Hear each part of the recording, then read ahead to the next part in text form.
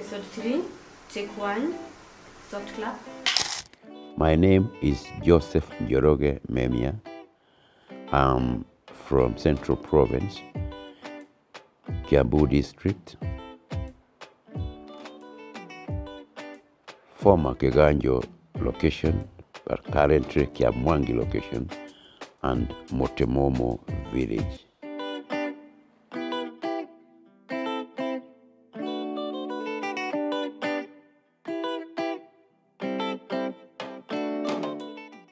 Previously, we had covered my life from the time I was born in 1940 to the time my father died, and we went back to Central Province, and are going back again to Rift Valley in 1956.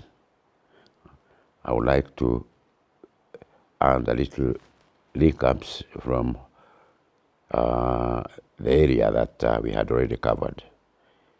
And I would want to emphasize the stress that we went through and the fear that was instilled to the society in general during the time of emergency.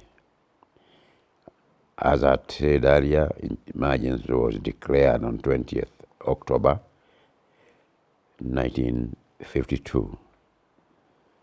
That time we were living very hard life because my mother and my two elder sisters and my mother's co-wife used to go to the settled area, and they would leave me as in charge of other siblings, as my eldest brother was in school already. And it's during that time that I remember I was looking after our few animals. These are goats, and I was bringing them home, closing a path that was passing near our homestead. The goats screamed off and started running away, and I saw flies. I didn't know what it was all about. But coming close, I found somebody who was lying there with a lot of blood. I came to learn later that he was an agricultural extension officer who had been waylaid by the young Mau people who are now running away to get to the forests. And they cut him, they chopped some sticks and drove them in his head and neck, and they left him for dead. After they had left, he was conscious and tried to struggle walking towards the center where now the authorities had built and where all the Johnnies and home guards were. But he couldn't get far. He just fell near our home. This was reported by those who had seen him earlier, and Johnnies were released to come and try to catch up with those who had done it and were running away. Johnnies came having been informed that there's somebody who had collapsed near there and was cut and left for dead. They all scattered to the homesteads around. Our home was more or less alone in a forest, and they came and surrounded it. And as my mother and my sisters and mother's co-wife came from work at around 6, 7, they found them there. And they were roughed up by these Johnnies so much that they would not allow my mom to hold my last born sister, who was young and was to be circled by the mother. So one Johnny had a long whip and whipped my mom severally, and as he pulled out the whip, hitting and pulling, it made a very loud noise. My younger brother assumed that that whip had cut when it made the noise, and he would look for the cut piece thereafter. I had a small dog around which barked and wanted to bite the Johnnies and the policemen who accompanied them and home guards. They shot it, and it fell there with blood scattered, and we were all very frightened. That's one of the incidents. After that, they started burning the homes of those who were thought to have cut that man, and all the others that were associates. The young men already had run away, and some of them have gone towards the Aberdare mountains, where they remained all the time of the fighting. So the area became very tense, and everybody felt fearful.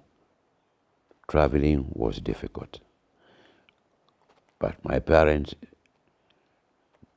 that is my mother and my elder sisters and my mother's co-wife, still continued going to work. They would leave very early,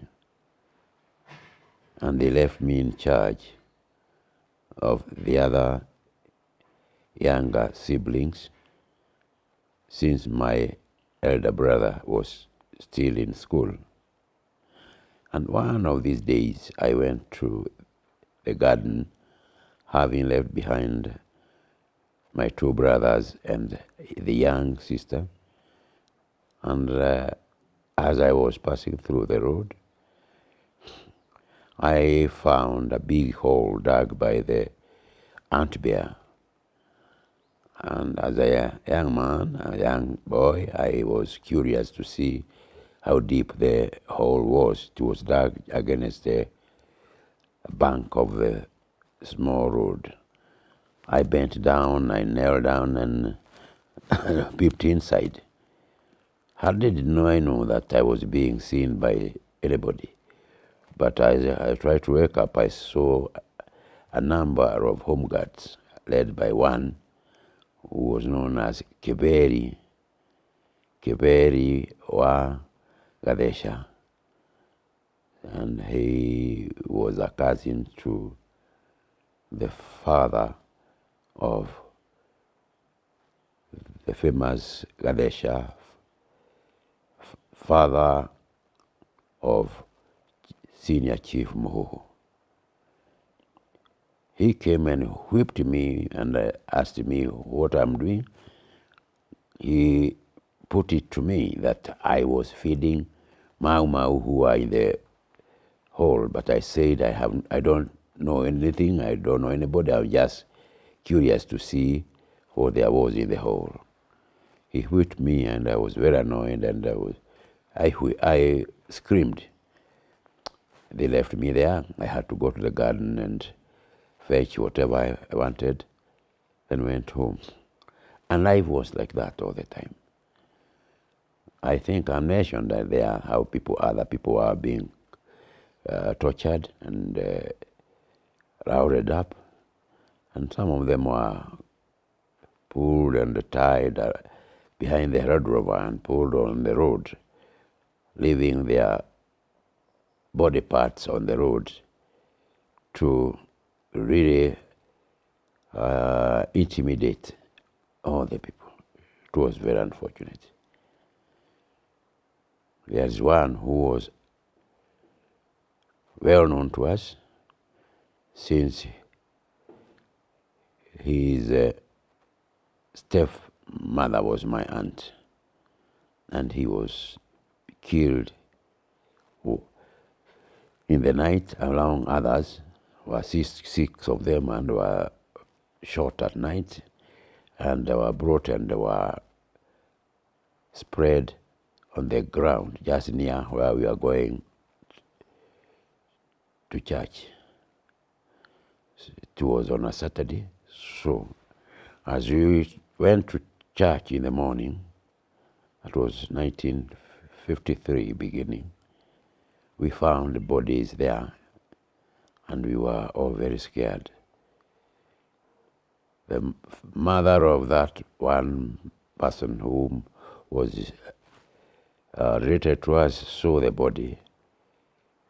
We expected her to cry and scream, but she said, there's nothing here, this will not stop us from pressing for our freedom. And all the others did the same. Such occasions happened, and these bodies later were to be buried in mass graves. And as I said earlier, these graves were dug in the night by animals, especially dogs. Bodies pulled out and spread all along, and they were quite unsightly. Quite unsightly. Those are some of the things I would like to just emphasize on, because it gave us stigma at that age, and up to now, since we have never had any briefing or counseling, it is still stuck in our minds, just as the incident of loss of our father. A question. Nobody bothered about those, whatever was pulled out and left on the roads, or even in the bushes or on the grass. Nobody bothered about them. No. They would be either finished by the animals, or birds would come and eat, or they would dry up. Once they have been put in those shallow graves, they are done with. So they didn't fall up. And it was intentional, because they wanted people to see what's happening and become that fearful, so that they succumb to the questions they are being asked and tell whatever was being asked, because they would be beaten, asked to mention all those who were leaders and were giving them oath. But those oaths made them very tough, and many opted to die rather than reveal what had happened. And they surely were killed. Would you say One thing, as I can say, is that the country was very calm just before the declaration of independence, and people went about their businesses. People were few, and they were very friendly. They almost knew one another.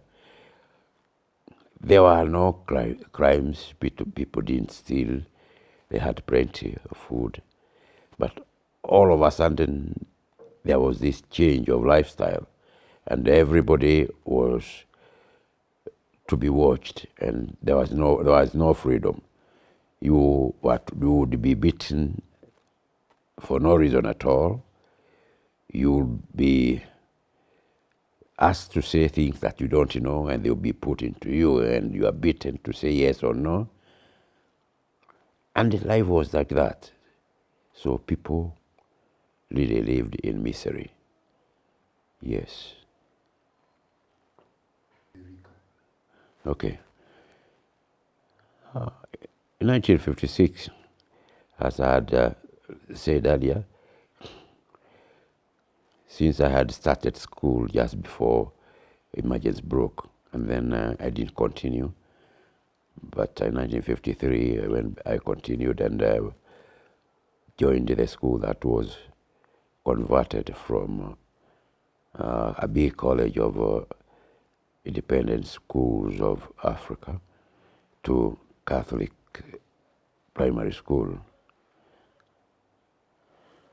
That's where I did my first common entrance examination. I passed and I went to intermediate school, which is Gatito. And after completing 35, my brother passed also where he was in intermediate in Kiriko, near Mangu, and was invited to Mangu High School. And as my mother could not pay school fees for both of us, little as it was, I had to drop out. In 1956, I only learned for 1 month, for one term, first term, courtesy of the principal, late Stephen Joseph Keoni, who knew the family and was sympathetic, but I could not continue without payment for the second term. And that's when we were lucky enough to have met somebody who worked with my father in Naivasha, and who directed us on how to go and how to apply to the former employer of my father, which we did. And luckily, we had to migrate again to Rift Valley. That is Rift Valley 2, as we can make it. Yes, Rift Valley 2, we went to Turi in Molo. The actual place is between Elbagon town and Molo town.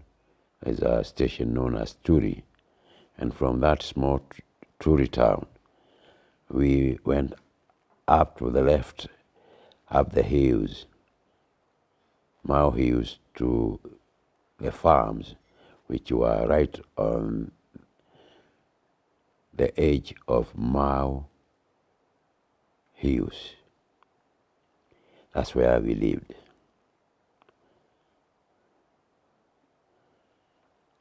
And when we got there, there was a great reunion and a great change of lifestyle. We were welcomed by those who used to live with us in Naivasha, and who did not know what happened to us, since they had all migrated with the employer who loaned my father to the new settler who had bought that farm to train his own cooks, and then join the old employer in Molo, which was never to be done, since my father died not long thereafter. We believe he was suspected to have had connections with agitators, and that's why he was eliminated. We have not been told by anybody, but the way he disappeared, it seemed as if it was organized, and we have not known where he was taken to. So, when we go there, people were happy. It was as if we had resurrected from death. And for 3 months, we could not cook. We were given cooked food, and they were so welcome. So we went on in the farm, working, until I got a chance to go back to school. And since I couldn't get into the class where I had stopped, I had to go to Start 8 again. And that's when, Start 4 again. I had to repeat up to Start 4. And therefore, I did the same exam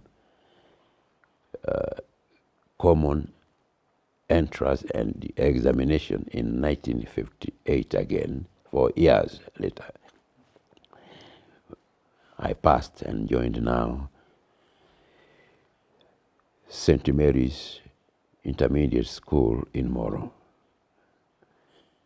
where I remained until 1962, when I now sat the KPCE, KPE, and I passed and I was called to St. Patrick's Eton.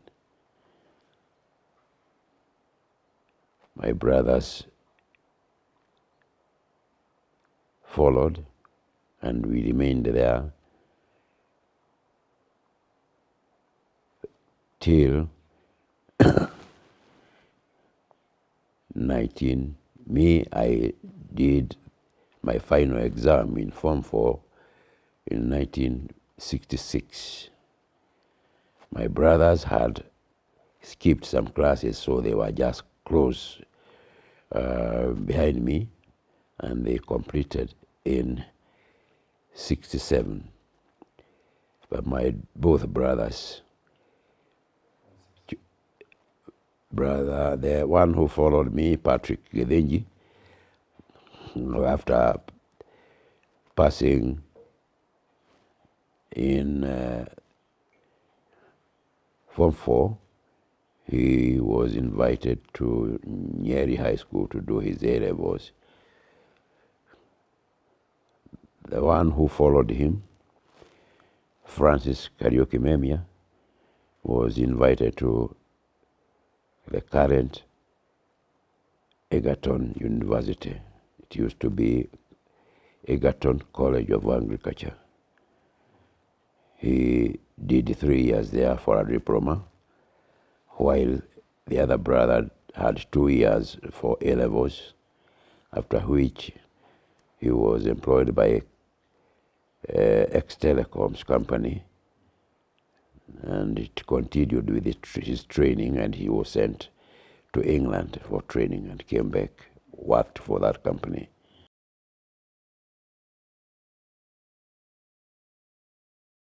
Yeah, I would not like to brag or even boast myself, but as you have heard, when I was coming back to school in 1958 to repeat in Standard 4, I was already 18 years, and most of my classmates and schoolmates generally were much, much younger than I was. And since I had had already 2 years working in a farm, I had hardened and I had built a different way of life. I had a nickname. They had named me Sir Joe Bunny, a nickname that had spread all over. I used that when we were going for dancing before I went back to school. And as I went back to school with the name, and most of the schoolmates knew me as such.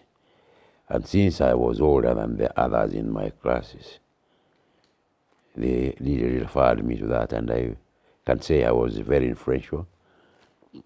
I was bright, and therefore everybody knew me in school. So even when I went to high school, since I went with about 6 or 7 of my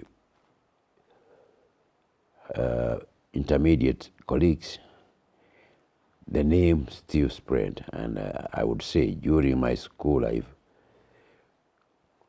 from Molo to St. Patrick's 10, the youthful group knew me as Sir Joe Bunny. BYRNE. I explained that was the name of a former governor in Uganda. So, myself, after completing Form 4, which was Cambridge in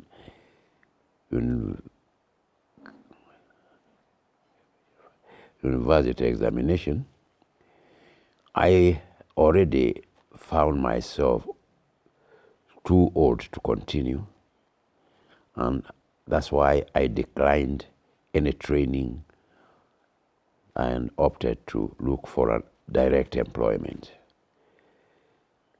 I wanted to assist my brother, who was already in employment, in resettling our mom and assisting my younger brothers who were still ready to continue with education. At the same time, having been with those who were born with me when I joined them again in 1956 in Molo, and I found them already preparing to get married, and by this time they had homes. I also felt that it was high time I prepared myself to have a home. And therefore, my immediate intention was to get a job, work, and then get married and start a family. I joined many clubs. I was a prefect. I was a leader in the group that served mass, and I mixed everything together. I was a lifeist, so I joined band. I was a member of dancing club. I was a member of debating club and many other associations. As a member of dancing club, I was also a member of a band that was formed by our principal, Brother Ambrose Anon. I tried banjo in the band, which I did not like very much, and therefore I went to an easier one, and I blew the harmonica. I stuck to that up to the end. Sometimes I would use the metal bell that is also included in the band. And we visited many sister schools, boys and girls. We did the best we could to excel in dancing. During half-term, many of us could not afford to travel back home, so we remained in school. The missionary school was well supported. We could get our meals and everything, even when others are not there. But we were set free. And during this period of about 4 or 5 days, that we explored those areas of Eldoret, the neighboring areas of Camarine Stadium, Tabach. There is a big forest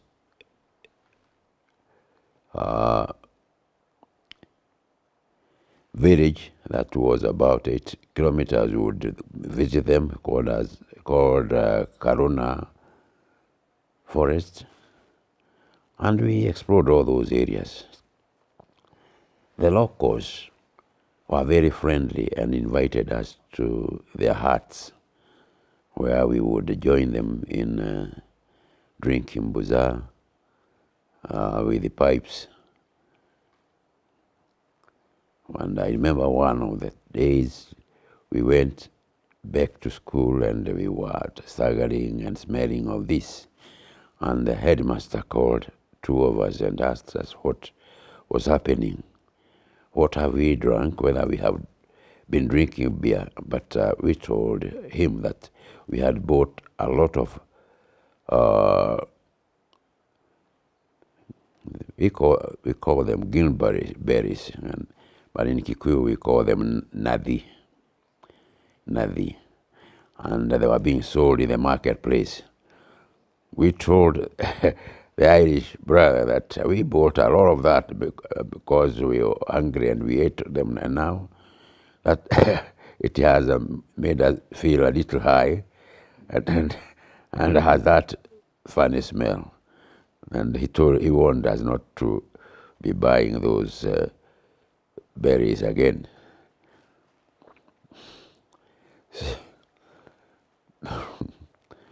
There were many incidences that actually occurred, as you would expect with young people when they are set free. And sometimes we would even go to the areas where Kikuyus were, in those forests, and they would give us something and we carried bottles, the Muratina, and you would also come and take it. All the same, that was for fun.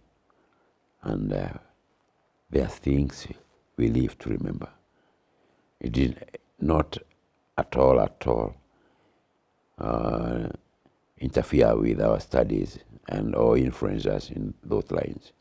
So, after leaving school, as I had said, I had to stay for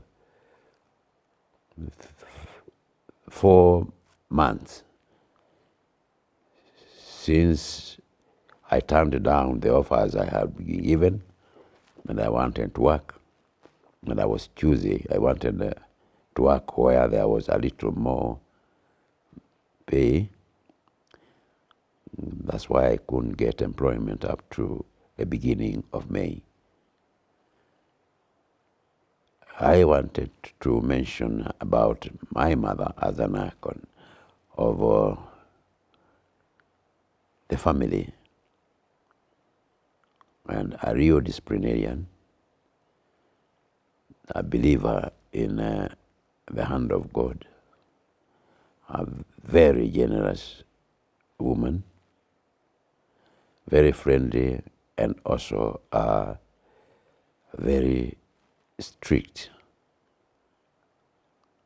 person. Up to the time we went to Rift Valley in 1956 and had a different lifestyle, she told us to forget and rub out all the memories we had, sad memories and hostile memories we had experienced in Central Province.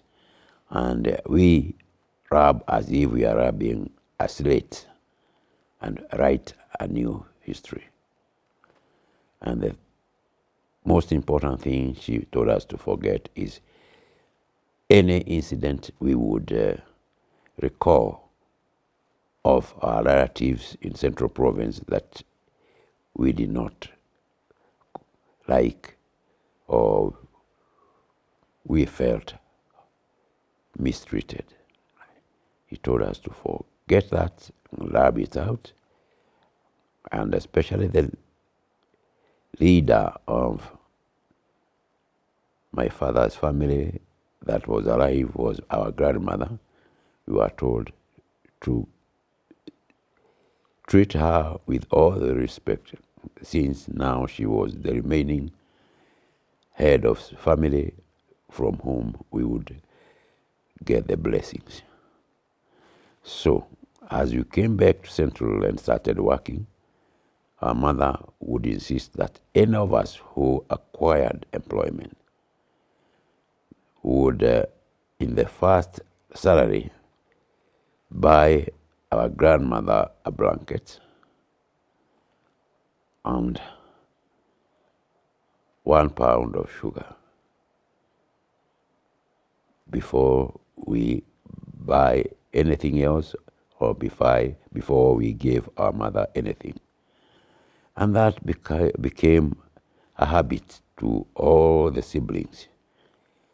So the first thing we did with our first salary is to buy those things and get to our mother, our grandmother, and seek blessings.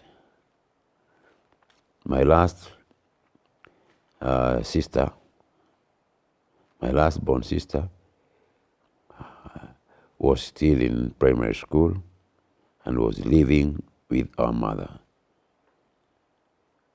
And since water was being drawn from the river, she was also trained to have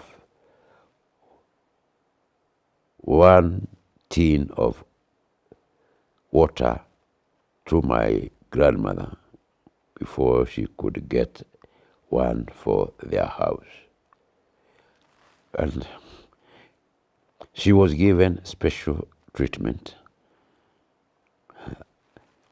Some of us could vividly remember the treatment she had given us and could not understand, but our mother would none of it. Told us to rub and forget. The grandmother was living close to us in a house built by our uncle, but they were not well endowed with resources. So they also relied on us, and we gave the little we could. Our mother told us to take also in consideration the children of her former co-wife and now a wife of her brother-in-law, and make sure that they do not miss school, and make sure that we also include in them whenever we are buying clothes. They should not lack clothes when we are working. And we brought them up that way. They regarded my mother as the senior most and most authoritative person within the bigger homestead of Memia Wadhiga. They called my mother, but they called their mother by her name, and their father, who is my uncle, also by his name. And for the actual father and mother, whatever, in trying to bring up the children and discipline them, they would always use my mother's influence, that if you do this, I'm going to tell your mother, referring now to my mother.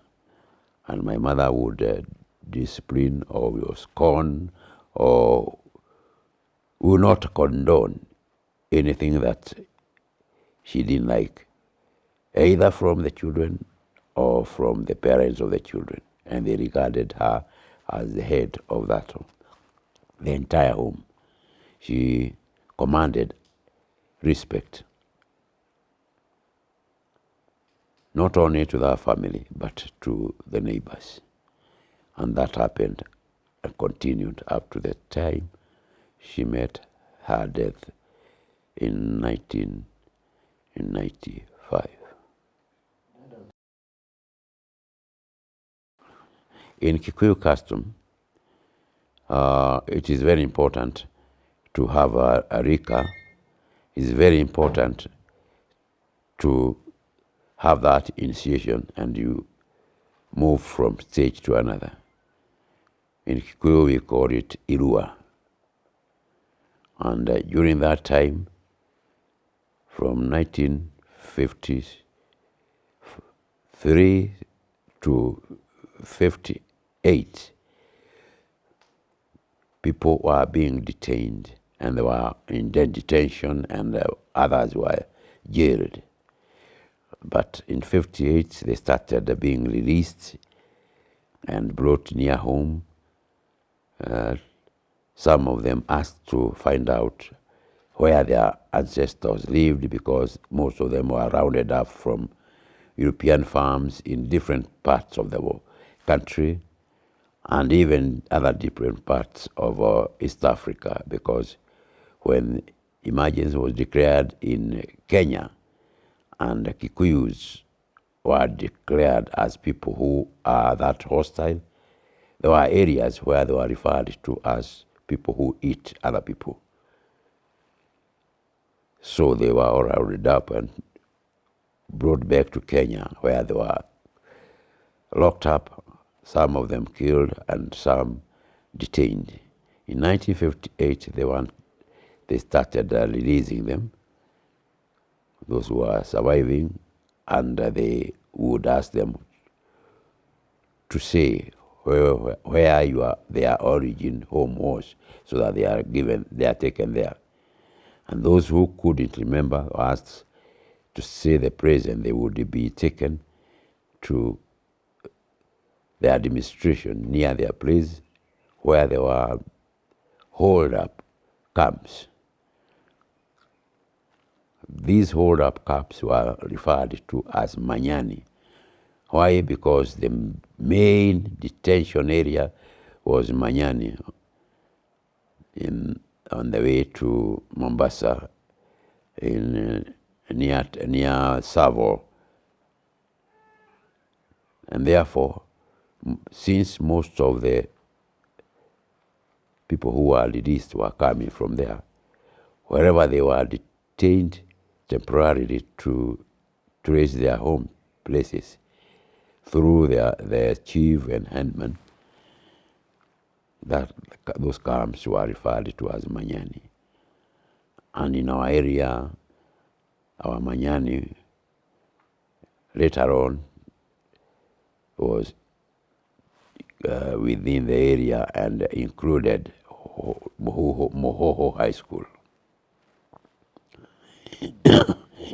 And therefore, from 58 to 660, these 2 years, those who were circumcised in those 2 years were given one Rika, and that Rika was called Manyani, and I was in that group. So my Rika was Manyani, and not only in Central Province, but wherever we were. I was already in Rift Valley, and after I circumcised, I came down.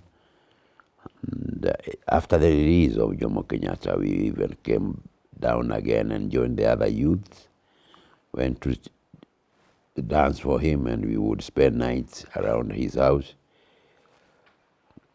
And as I said earlier, it was a very free country without any crime, and had plenty of food. So life was not bad. In 1964, after relocating to Central Province, me and my 2 brothers were still in school and in Rift Valley, in high school in Iten, Eldoret.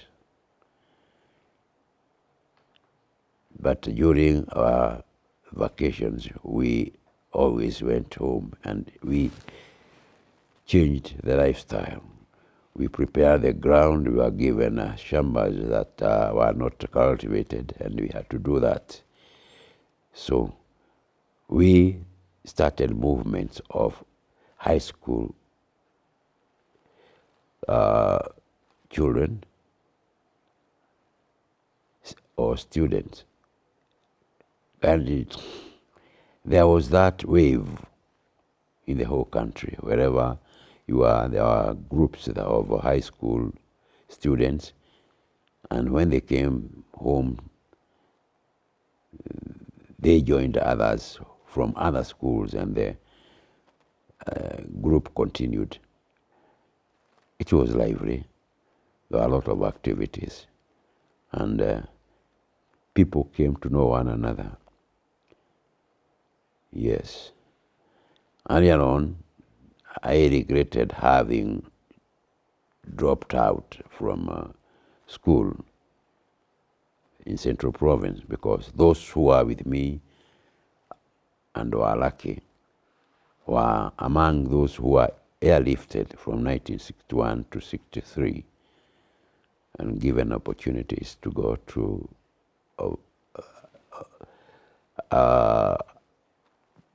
outside countries. Some went to America.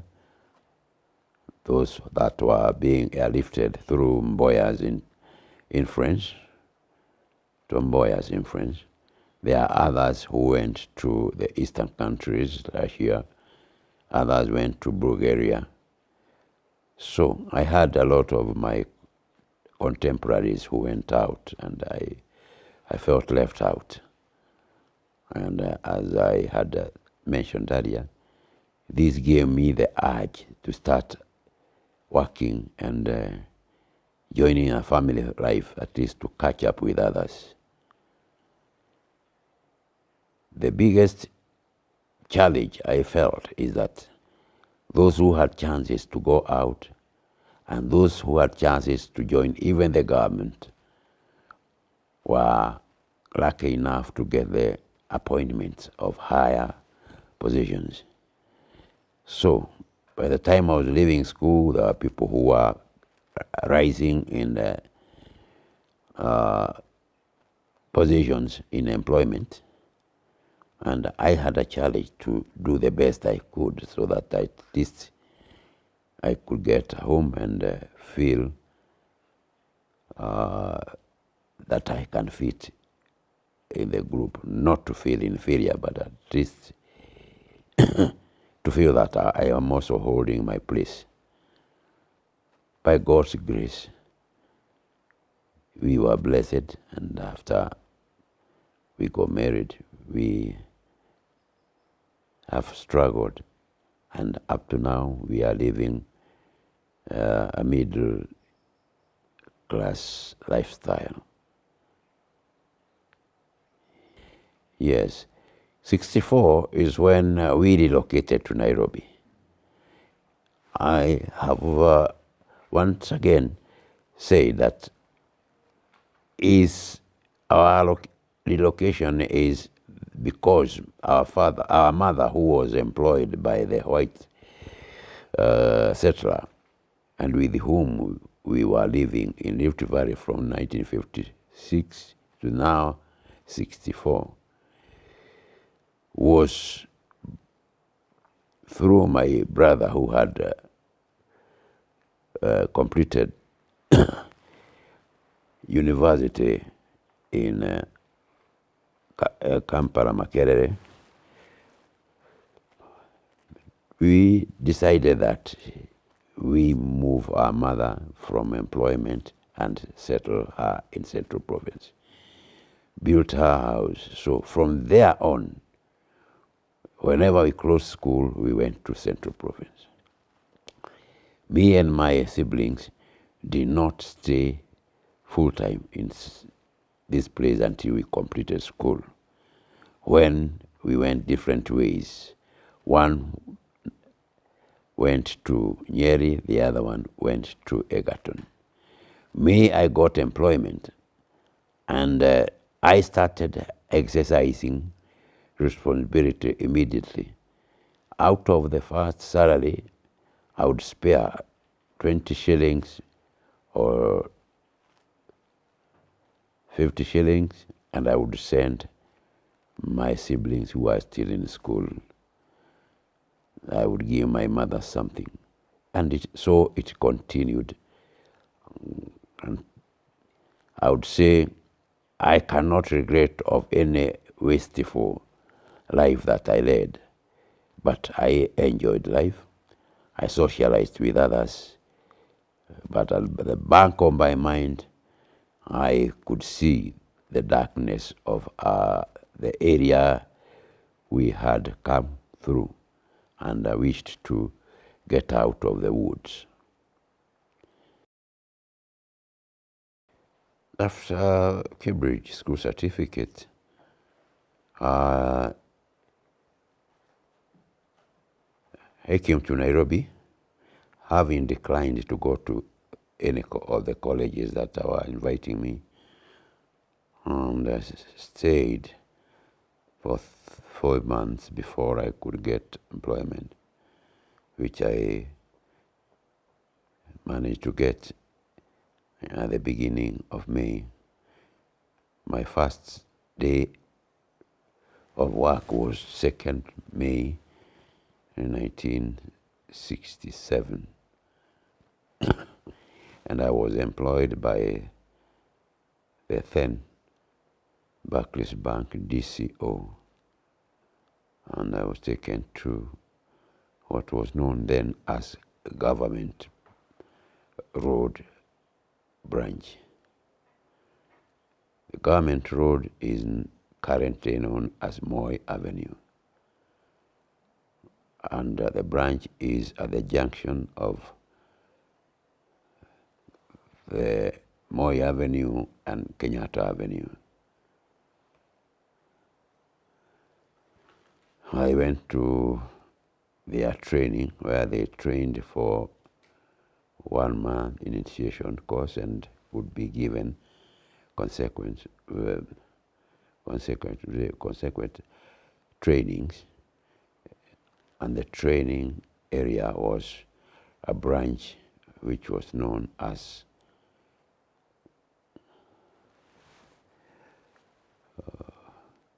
Pioneer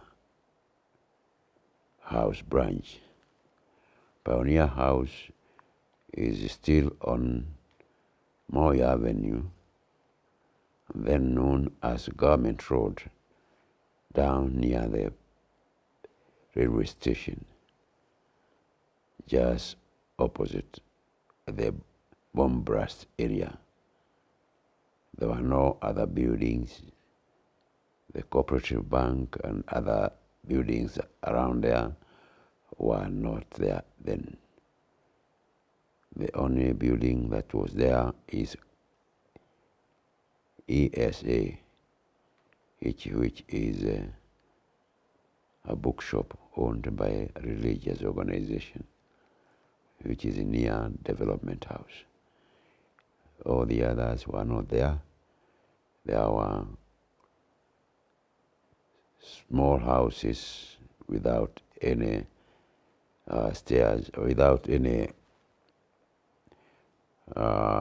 stairs. They were just flats where Wahindis were having their shops. So, coming to Nairobi, I went straight to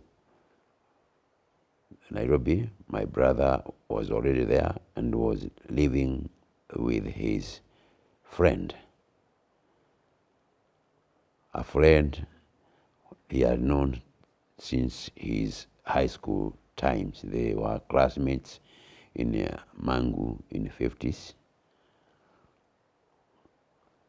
So by the time he came from university, his friend had worked for a while, and through him he had come to know a cousin of ours, a lady who was my schoolmate and classmate in Central Province before I went back to Rift Valley. And my brother's friend befriended our cousin, and they had already gotten married, and they were staying together. They had a big house, 3 bedroomed, and therefore they decided to share the house with my brother. I didn't feel very comfortable with them because I have been used to a lot of leisure and pressure in outside with my youth groups. So I stay there because of no alternative. And therefore, after getting a job, I decided to join my school age mates from different places, and there were two who were residing together. One of them my schoolmate, and another one from another school, but the same year, from Joro High School. Me and the other one, we came from St. Patrick's 10. So we stayed together in a house that was belonging to one of the partners who was working with the city council. And he managed to buy land in Gong, built and settled there, and left the house to his brother, who had come from Joro High School. It was called Joseph Maina Mbugwa. He was a very close friend, and they were coming from the same farm in Turi with another classmate of mine from Iten called Michael Marandi Mbugwa. So I asked them, and they allowed me to stay with them. I was their senior in age, though we completed high school together. We boarded well and stayed there. Jerusalem was the last settlement eastwards in Nairobi. From there up to what we call now Outer Ring Road, and those areas was completely bushy and grassland. There were sisal plantations, and there were squatters who were living there, keeping animals.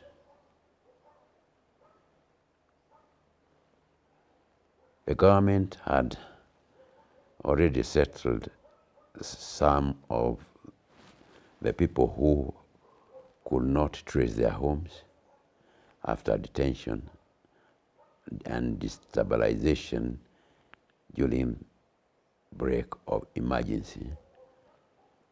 They located them to Kariobangi, gave them plots, and the city council built a few for plots and were given to them. Others had makeshift houses in Kariako and were moved from there to give room for the permanent buildings.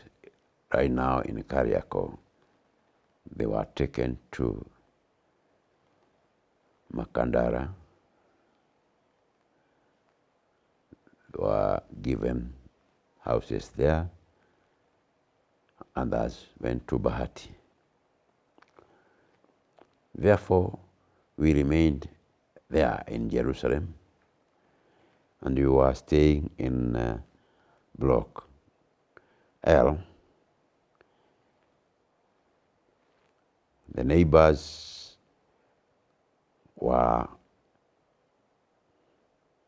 still of a higher class, and one of the neighbors I vividly remember and was a prominent politician in the country, is the father of Baba Raila Oginga, and he was Jaramogi Oginga Odinga. He was very noticeable. He used to wear the Kaba shoes, which we call color shoes, and sometimes he would have a kanso or a short trouser. We used to travel in Kenya bus service buses, which were double-decker. They had classes which I don't know how they were formed. The higher class sat down and the lower class sat upstairs, despite the fact that they paid the same fee. The fare was 40 cents from Jerusalem to town. Jerusalem estate was neighboring Jericho estate, and these estates were built by Israelites who were colonized by the British. So they were commissioned by the British government to build those estates as a middle high class estates, and they were the last settlement in Nairobi then.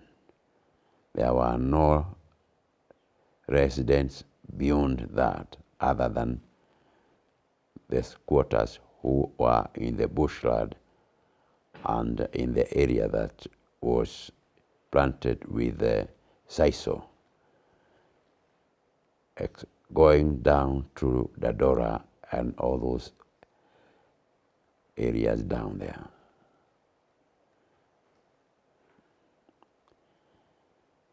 Life was easy.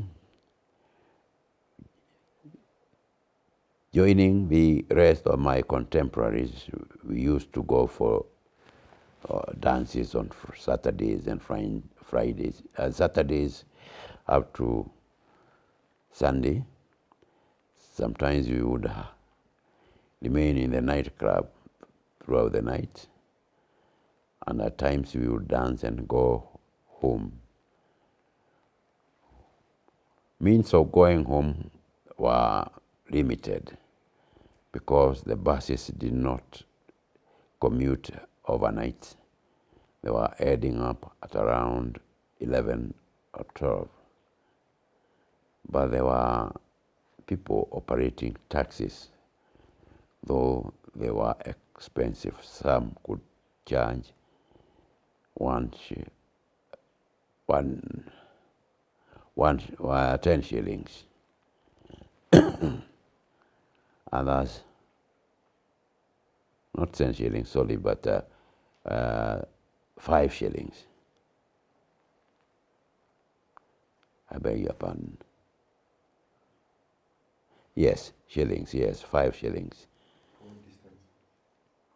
Sometimes it used to be wherever you are, because we gathered and we went about 3, 4, 5 in the taxi, and we would share to pay that. The distance did not matter much. Some could ferry us from Kabete, Ahiti, from Vetlabs, from Delicious, from Starlight. Starlight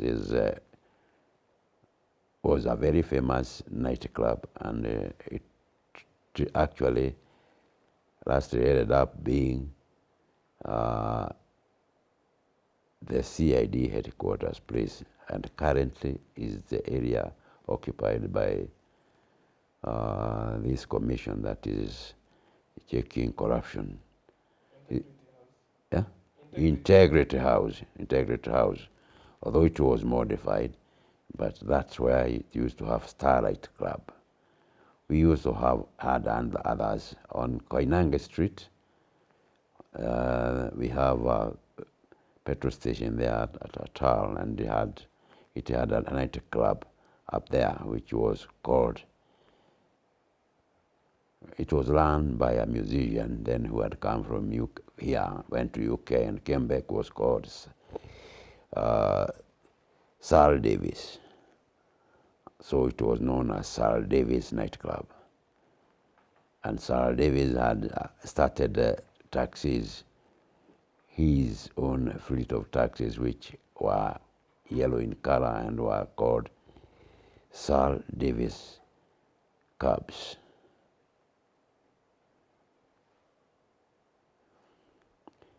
So those are some of the areas we used to go and socialize. And at times we would run out of cash and we would walk back to our places. What I would really remember and congratulate myself for is that even when we spent most of the hours in the night in a nightclub, I would always go for Sunday Mass. At times when I found that the day has come and I have not arrived home, I would go to church first, then I go to sleep thereafter.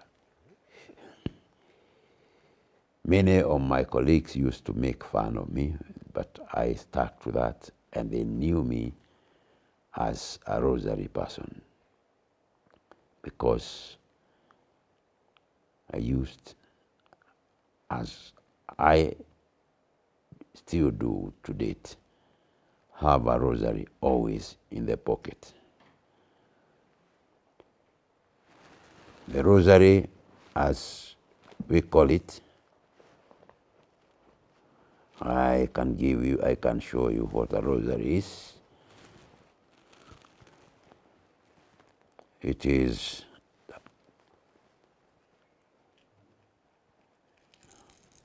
like this. This is the rosary. We pray counting the beads of the rosary.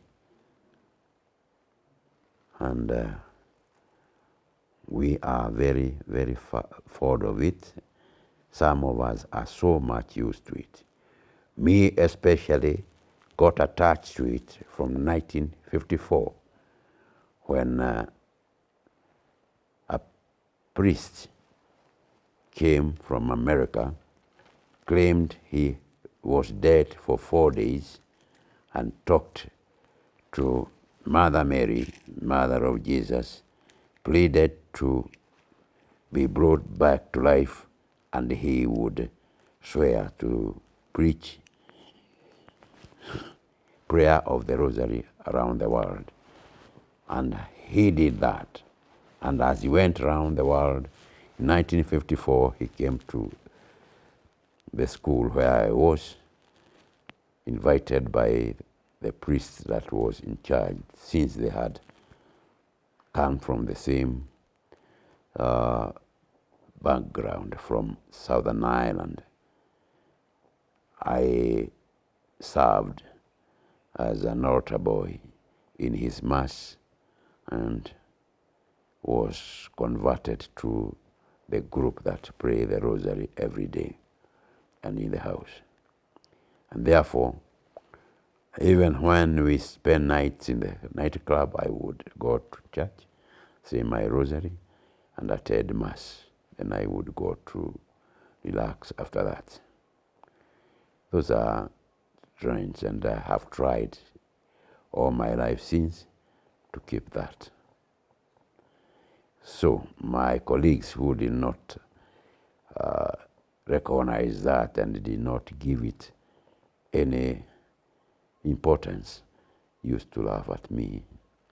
But eventually, when they found that I was stuck to that, they respected me and respected my way of life. I thank God because I would say I'm principled and I stick to what I want to do, irrespective of forces against it. One thing I would like to highlight in my employment is that our mother had told us not to do anything with our first salaries until we have bought presents to my mother, as I had earlier stated. And since she insisted that we would get blessings, and whatever we are earning can only be of use when it is blessed, we frequently, and me in particular, went home always to have a word with my mother and the other elderlies around, and I felt very comforted by the time I go back to Nairobi. Time went on. I met my now wife in Nairobi, though I had noticed her in school but did not give my attention known. But after she completed school and she went to college where she learned courses in hospitality in Kibodeni, a training given by sisters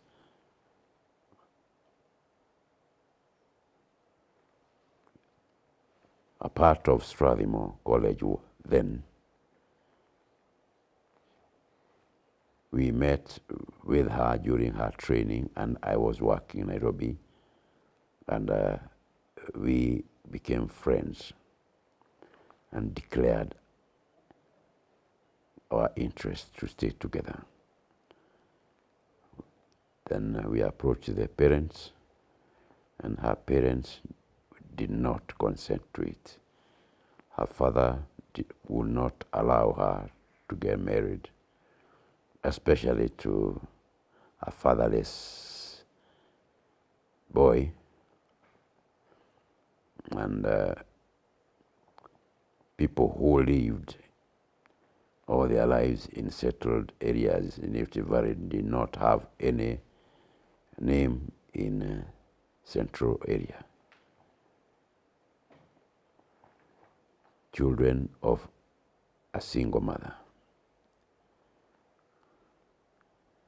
That laid our arrangements with my fiancée,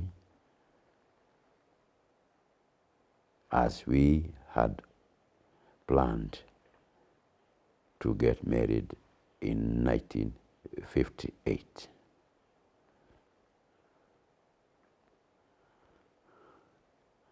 I was so determined to start a family that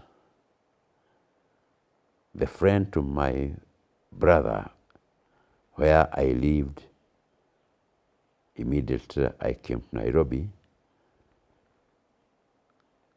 had acquired a recognizable office in the government. He was a junior officer working with the minister. He was a Kamba by tribe and was working with the minister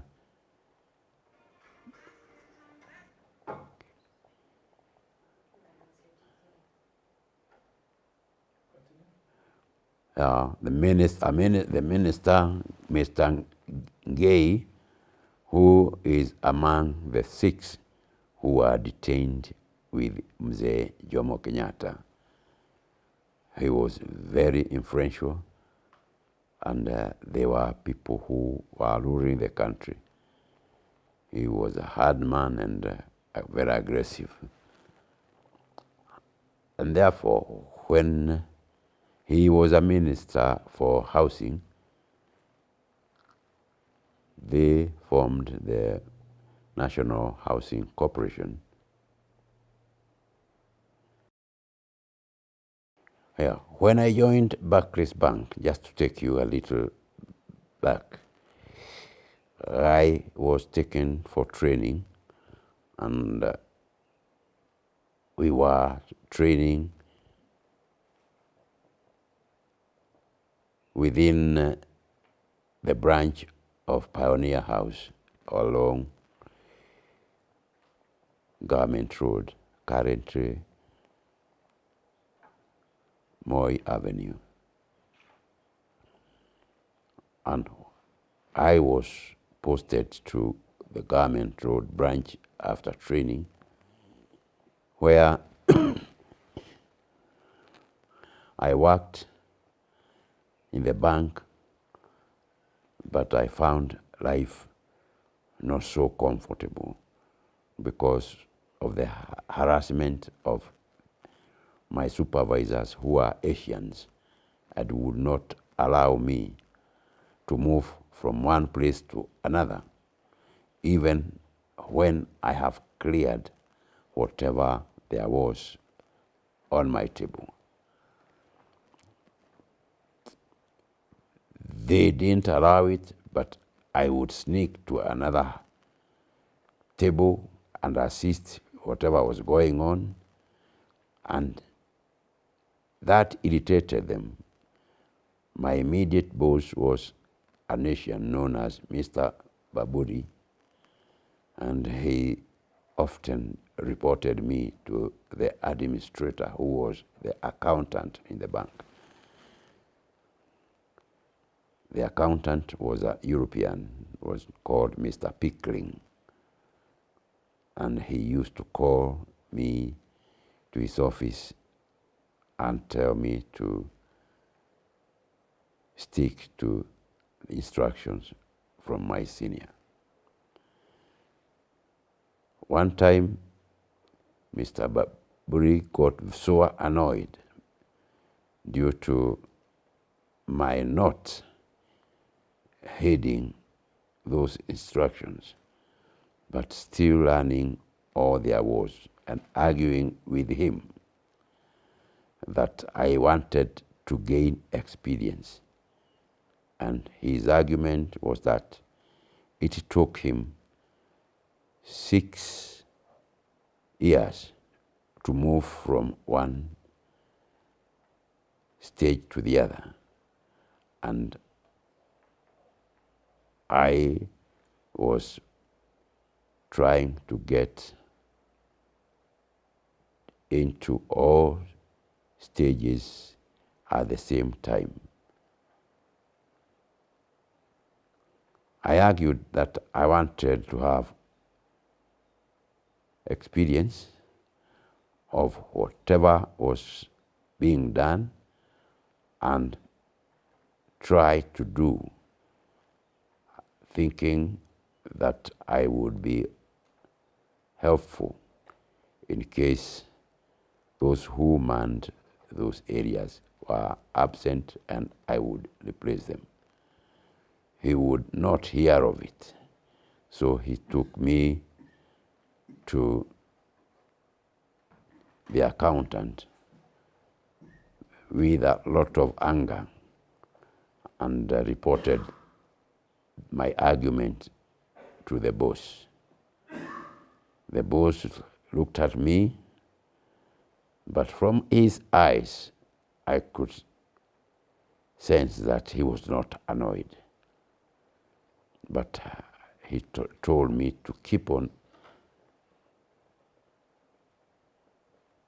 and try not to argue with the boss. He told the boss to go and he will talk to me.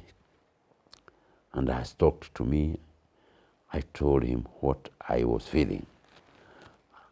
He seemed to understand, and he told me not to argue with the boss, but play it cool. They needed we young school leavers who could progress without ticking long on those stages, but it is them to give us that authority, and I should not argue with my boss. I didn't feel good, and from there on, I started looking for a change. And it is then that the government introduced new positions, recruiting school leavers who had attained a good A-level, a good first division in high school, or a very strong second division, or A-level certificate. And those who met at the other conditions were recruited as cadet inspectors. All the banks were paying 600, other than the central bank that was just started and was paying 660. The newly introduced cadet inspectors, after the training, which was 6 months, were to earn 12, that is 1,102. That almost doubled the salary. 2 of my contemporaries had already joined, and therefore I applied. I applied, was invited, and after going all the hassles of the interview, the last one was to measure the height. And when the height was being measured, the person in charge of recruitment and operations, who was a chief police officer in charge of operations, were to be present. He was an European, needless to say, shorter than me, but very harsh. He was known as Mr. Ormsby.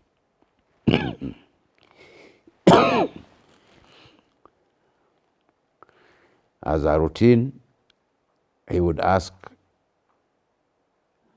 the candidate to stand next to the wall and lean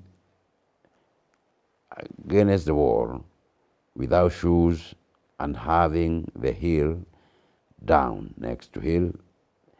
And then they will come with a wire that was properly prepared, and we would put it on your head, making sure that it is between your hair and the skull, and it's straight, and then they stretch it back to the wall, then may tell you to move out. On the wall, they had a big line which marked 5 feet 6 inches. 5 feet 8 inches.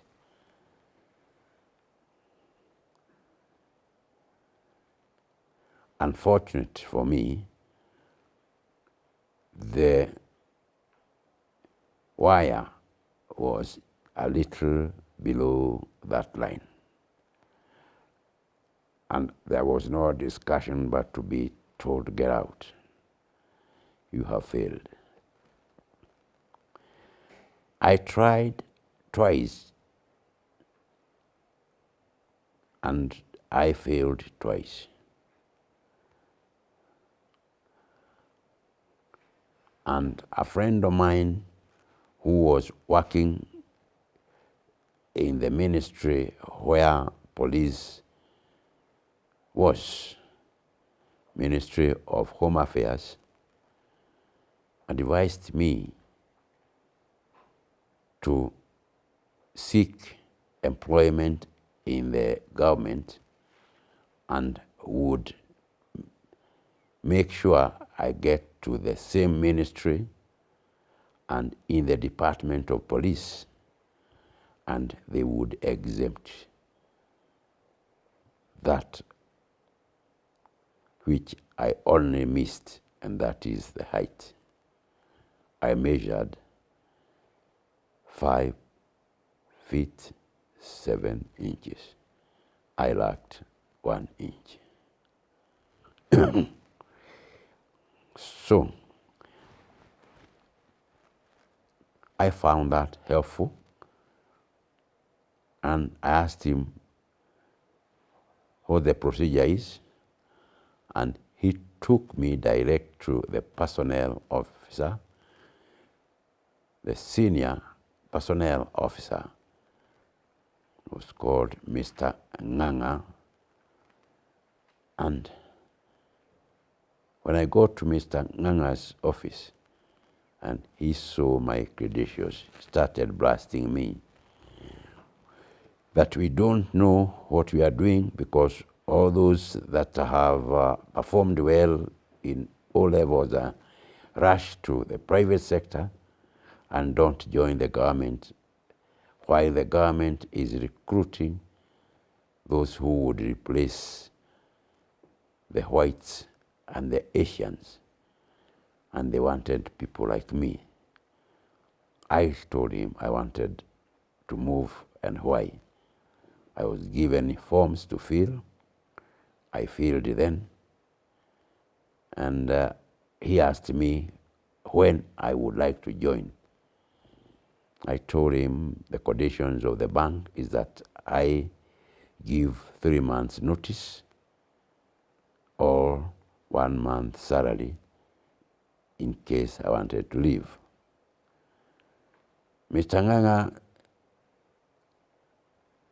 proudly said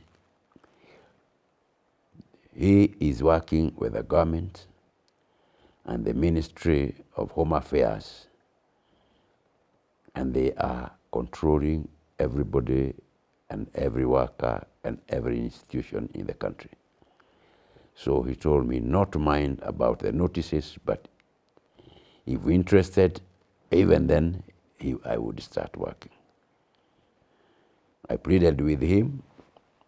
I told him, it was early in the month, I told him the banks are paid on 24th of the month, and I would like to work up to the end, and I would join in the following month. He asked me after the payment, when would I like to join even before the month ends. I told him, after looking at the calendar, and I found on 28th was a Monday, I said I wouldn't mind starting work on 28th. He said they would have me then, and I should not mind about the notice, since there is nowhere the bank will take me when I have joined the Minister of Foreign Affairs and Police Department in particular. Nobody will follow me. And if anybody did, they will handle that. So I felt secure, went back to work, and noticed noticed this to anybody. I didn't tell anybody. I kept to myself. I worked after 24th, and I would make a small clarification here. whoever was employed in the bank, things were very strict. You have to be very smart. You have to wear a suit, dark suit, and bright shirts and tie, bright shoes, and well polished every time. That was the British type of official attire. I would want to emphasize on the strictness that applied in the banks, and one of them is handling the salary. As such, employees will not handle cash from the bank. I mean, will not receive salaries in cash, but immediately you are employed, they would open a savings account with you, which would operate like a current account. You will operate it whenever you want, but they would monitor it so that come the end of the month, you have not exhausted the previous salary. That they would determine the seriousness and the integrity of the employee. How did you come to know that they would monitor your accounts and use that to determine your integrity of you as an employee? We were told this, and even when we were in the training, all these things about the banking system were taught to us in the training. So we are right aware as we started working of what pertained to the employment. Yes. Did they encourage like multiple withdrawals from the? They didn't mind. They did not mind how many times you do the withdrawals. All they wanted to see is that you are not using it carelessly, and you are not running out of cash. You are living within your means, and you are even not even involved in borrowing from your colleagues, because they would notice all that. They wanted people who would train themselves how to live within their means, and that is within their salary up to the end, and they do not close the account. So I was quite aware of that. So when I was now promised a job, and I was promised by the authority that nobody would follow me if I just got out of the bank without giving 1 month's salary as stipulated, or 3 months notice of departure. Then I waited without notifying any of my colleagues or friends till 24th, when I was paid, and I made sure I withdrew all that there was in my account. Whatever there was there before and the salary that came in, I withdrew all and went out not to return. I gave myself 4 days leave between 24th and 28th, the date we had agreed I would start working with the government. So basically you just gave yourself a resignation letter? I did not talk to anybody. They assured me that nobody will take me anywhere. If I will be reported, I will be reported to them. And they are my employers. So nobody would follow me. And I took that seriously. So I just got out and had 2 days around, went home and said I had changed employment. And then I came, prepared myself to start working on 25th of the month. It was September, 28th September to 1967. I did not finish a year in the bank. As I was promised, I just left the bank on 24th, and I had 4 days on my own. And on 28th, as I had promised the new employer, the government, I went to report on duty for them to convince me that things will be as they promised. They told me that they would post me to police department, the area where I was seeking a new position. They said it would be easier that way. So I was employed as a clerk, and they said since I worked in the bank and I was trained, they made me a accounts clerk, put me to an accounting department within police, posted me to the headquarters of Nairobi province, which was then called as Nairobi Provincial Police Office. It was stationed in Nairobi area, where we up to now have a traffic branch near Kenyatta National Hospital.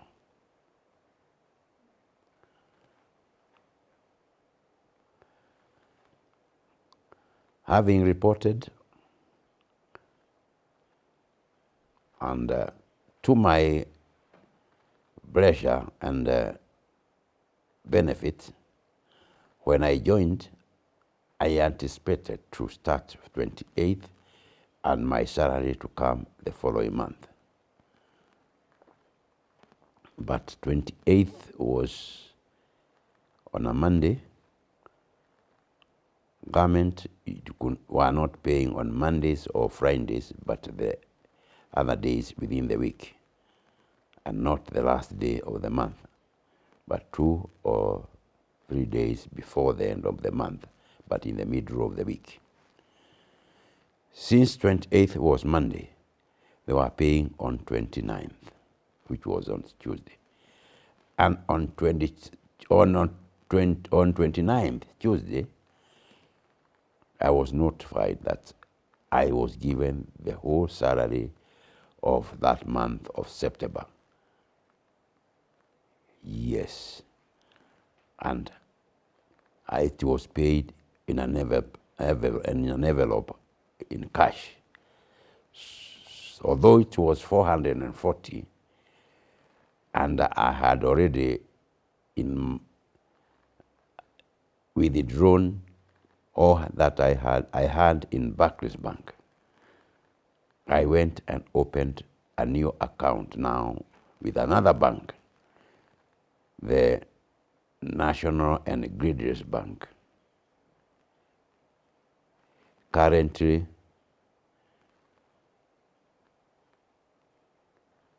the archives. It was known as Bank Idia first, then Barclays, National and Gridless Bank, which acted as a clearing house or central bank before central bank started. And that's where I moved to, just across the road from Barclays Bank Government Road, now to National and Gridless Bank Government Road. My account for the first time had over 1,000 shillings. the 4-figure I was looking for in the new employment. It felt good.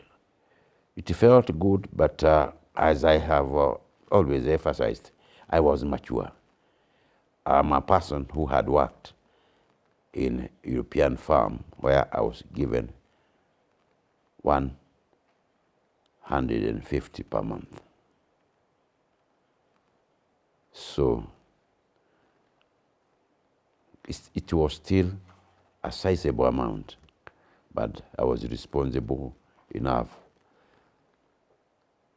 The bank has trained me not to exhaust and not to spend anyhowly. So it helped me. So I was given the whole salary, despite the fact that I started working on 28th of that month of September. I was placed in Nairobi area headquarters account section.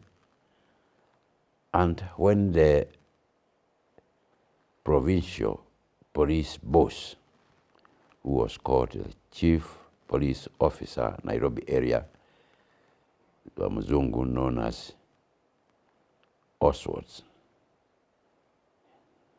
James Oswards. So when I got the employment now with the government and was posted to police department, where I was looking for employment as a cadet inspector, I felt as if I have already gotten the line to become an inspector. My salary from the bank, plus the salary I had not worked for from the government, 440, made a good 1,000, which is 4-figure I always aspired for. And that was making me leave the bank.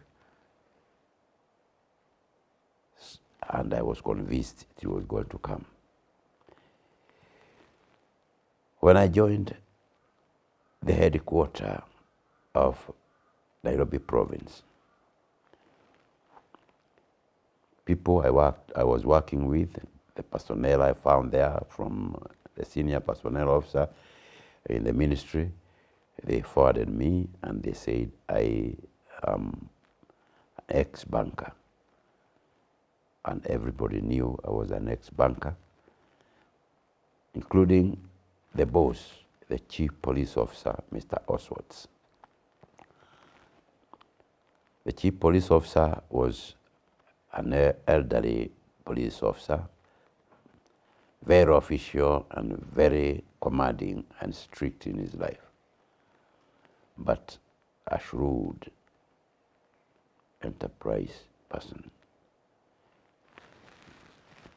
There was then the wind of change and phasing out of the foreigners, replacing them with able Kenyans. And therefore, they felt threatened and started working. The Chief Police Officer, my boss, Mr. Oswards,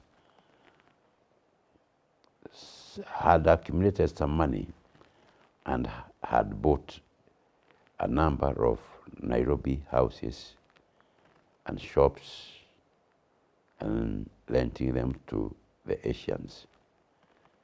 So he had about 6 houses where he collected rent. And when he knew me and that I was coming from a bank and I was in the account section, he recruited me to be doing his accounts and records monthly, and assured me that he would give me a letter to take to his counterpart, the Chief Police Officer in charge of operations and recruitment, Mr. Oswards, to exempt me from that only condition of height where I lacked 1 inch. And therefore, I was so happy. And in that office, I came to know many people because it was in the area that all the police within the province were having their financial demands within the ministry, including salaries, taken care of. I was also responsible of paying allowances to those who are transferred and helping them to get places to stay when houses were not available till they were paid, and organizing their allowances. I met many important people.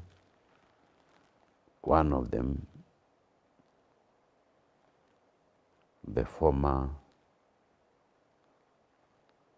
member for Kilungu and an aspirant president of Kenya, Mr. Harun Mwau. Mr. Harun Mwau trained from Kiganjo and was posted to Mathare. Near Mathare Hospital, there was a landing place for recruits, and it was called Mathare Police Lines. That's where he was posted at the Nairobi area, and then came to Nairobi area. Okay. I came to know him, and organized some of his benefits as a transferee, and helped him on how to settle in Nairobi. So he is one of many who came through that office, and we became friends. And he is a man of integrity. He is a person very strict in life and a prominent businessman. He remained a friend, and even at the height of his riches and the political positions, he would sometimes call me and ask me to get to his office. We talk as friends, and he would always give me a present. Even now, though we have not met for years, if we met, he would still regard me as a good friend, and I will regard him as such. Now, there was a question whether I came to fulfill the purpose that made me move from the bank to the police.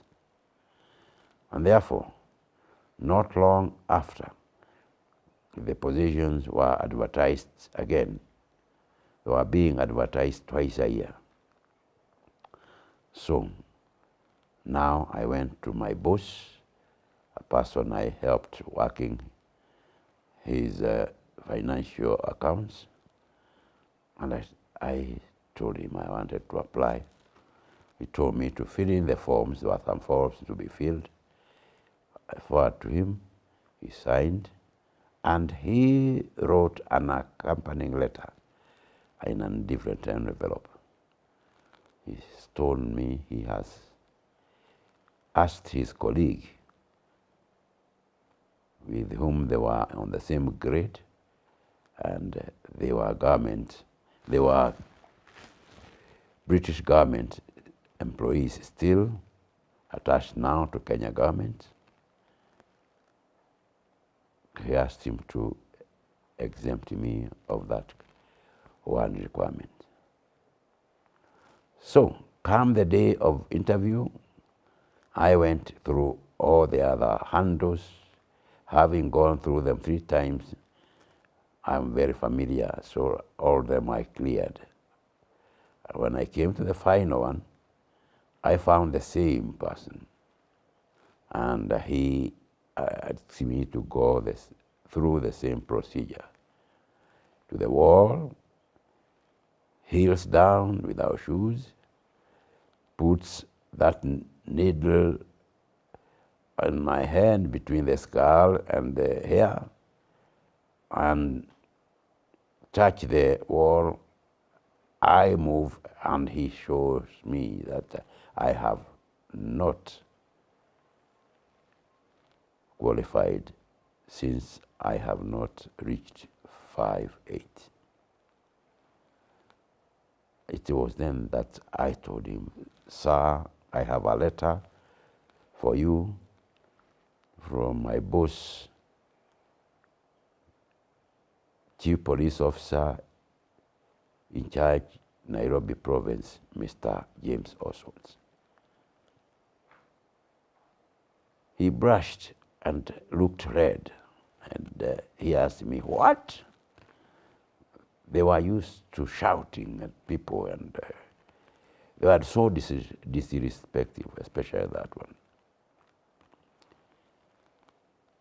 And now I can tell you, this man was more or less up to my shoulders. He was about a foot shorter than me.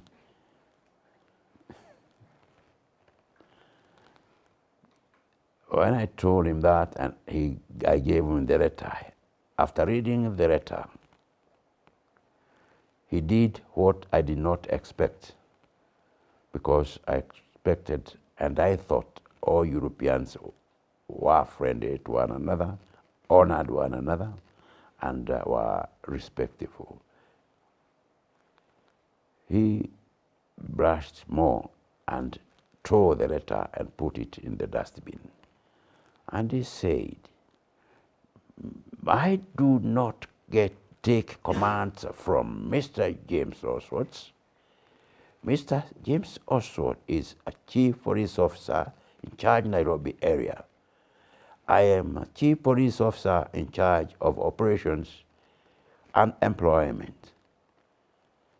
We are working under the same employer, the Kenya government, attached here by British government."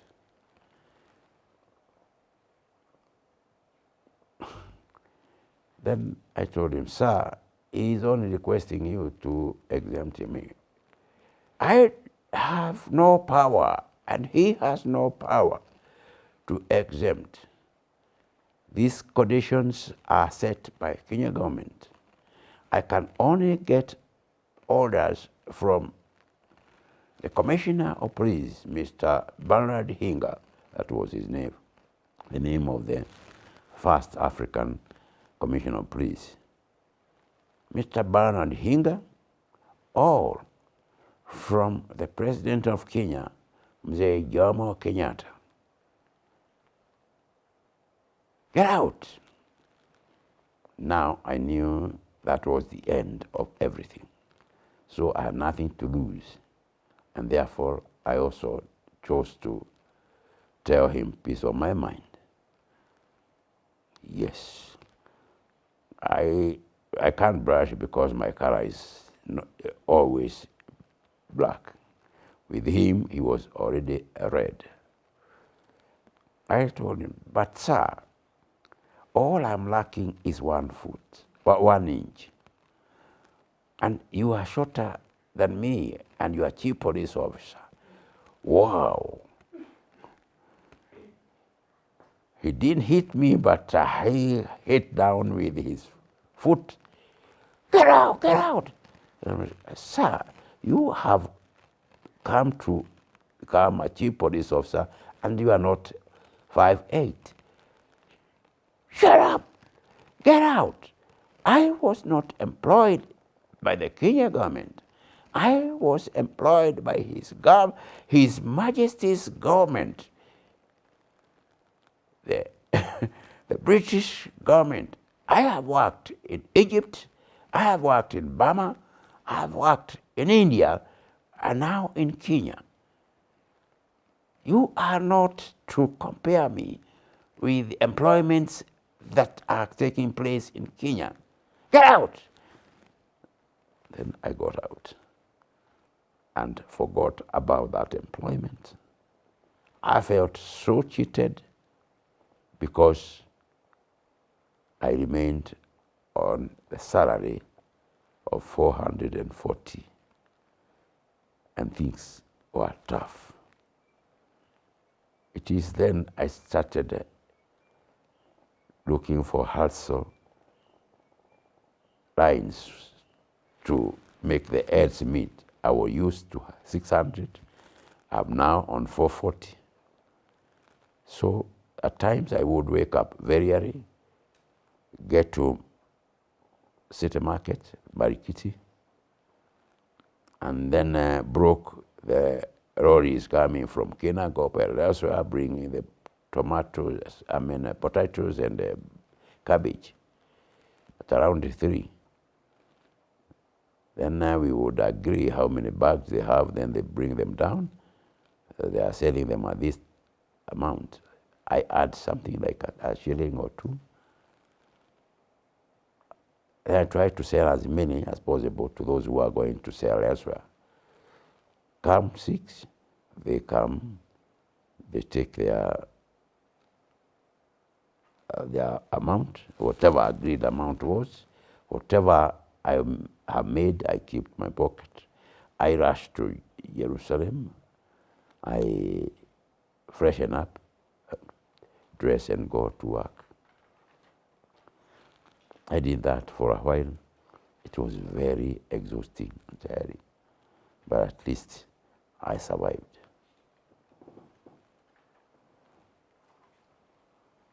At times, the people I helped, those who were transferred from Northeastern, from elsewhere, I tried to process their allowances quickly. Some I show them how to make a little money by trying to board with a person of a senior rank for a while, or being given a letter by a person of senior rank that they are being housed there for a month or so, because they will be given an allowance that is equivalent to what that officer would get, since they are living the same place and having now the same lifestyle. So they made a little money and they gave me something little. That way I survived. But I did not stop looking for jobs elsewhere. I started doing driving, looking for driving employment. There were companies that were employing people to go around selling their wares as salesmen. In Volkswagen Combi, they were common then. Then you would carry wares, especially the foodstuffs and beverages or that. And then you go around the country, you selling, and they were having money and allowances according to how much they did. So to qualify to that, you have to be a driver. So I did driving immediately. Started applying. I didn't get any of them. There were other employment in the government which were of the level of the one I was looking for, and one of them was in the Department of Immigration. I did not know what it entailed, but I looked for any place where I would get what I was looking for in form of a salary. Yes, I applied in immigration. I was invited for interview. My qualification was so high. The principal personnel officer, a former detainee, was called Karodito. I can't remember the name. I passed in all other areas, but he pinned me down on my name. Why do I have H at the end of my name if I'm a Kikuyu?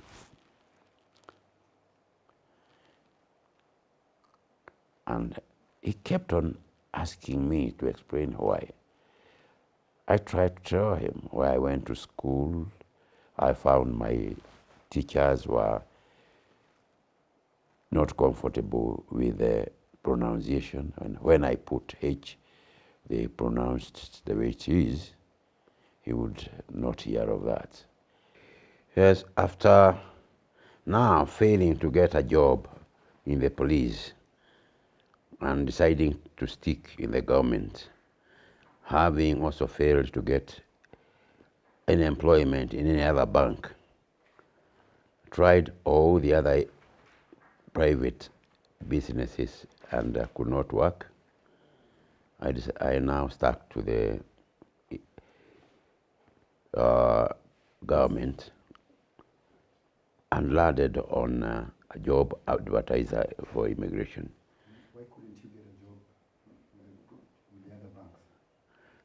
Banks circulated the names of their employees and had an agreement that you cannot hire anybody who had left employment with another bank. They checked the record. For me, due to the influence of now the new employer, I did not give the notice.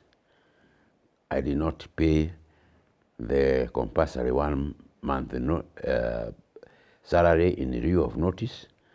I just drew the pay after the payday and disappeared. And that information was passed to the other banks. So none of the banks would employ me. Other than that, they had an agreement that they should not poach from one bank to another. They had that agreement. So to leave one bank and to go to the other was almost impossible. And in my case, I didn't have good record even from where I had left. Now I tried elsewhere, and that was 2008. Sorry, 1968. So I did not have a change until 4 years were gone. I tried immigration, which was advertised, and that's when the personnel principal stuck to me, ridiculing me, having put H at the end of my name, and drew attention to all the other members of the panel. And I believed that's why I was not given the job. I was very disappointed. But by God's grace, in the next trial, I managed to go through. Nevertheless, I had 4 good years from the time I left the bank to the time I got another job, which were to pay what I was expecting to get as a recruit police officer. It was God's doing, because immediately after, and even the time I was in the police force, I did not admire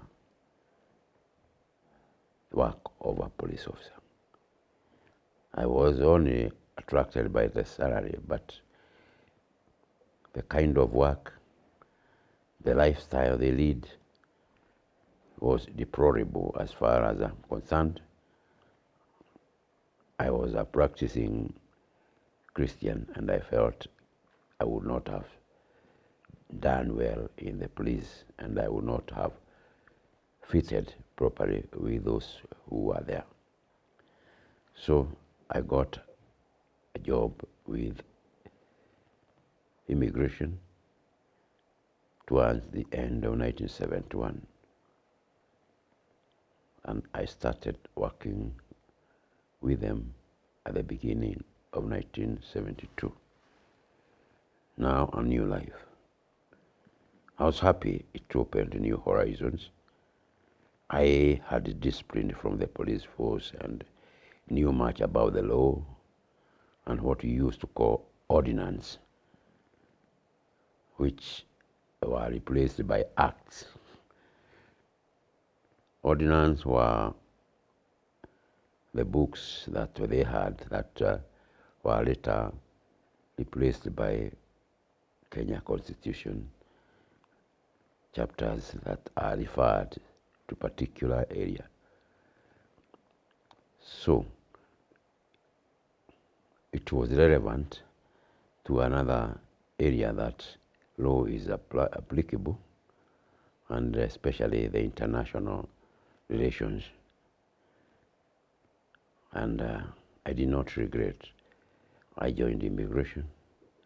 I was trained for 3 months, and later on, that time it was during the East African Community, and we were free and through with other partners of East African Community, that is Kenya, Uganda, and Tanzania.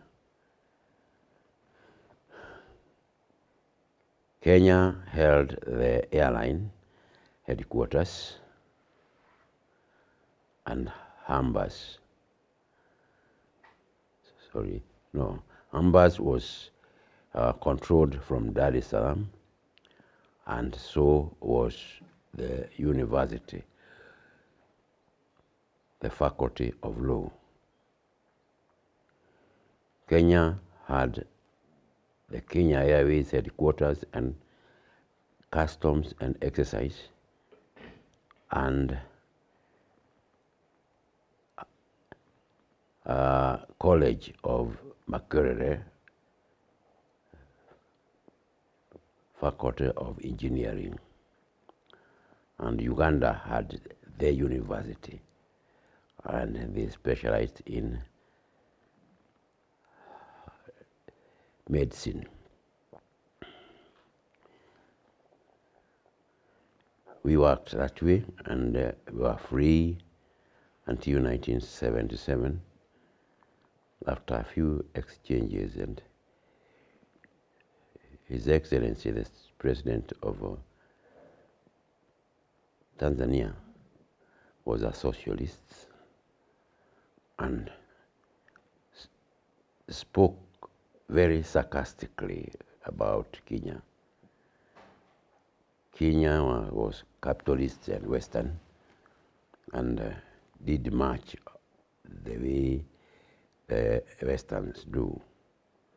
They started involving themselves with the misappropriation, acquisition of land and property, which was not authorized. And then a few of his people started that, and he declared that nobody in Tanzania should have 2 houses. And those who had acquired were forced to surrender whatever they had and choose which one to take. And many of them left the country and went outside the country. And he felt as if Kenya was undermining his way of administration. So he would tell them, there's no need boarding an aircraft to go to London. because we have London just next door. Go to Nairobi and you'll see all that you may have intended to go and see in London. He talked bad. He used to say Kenyans are a society of man eat man. Man eat man society.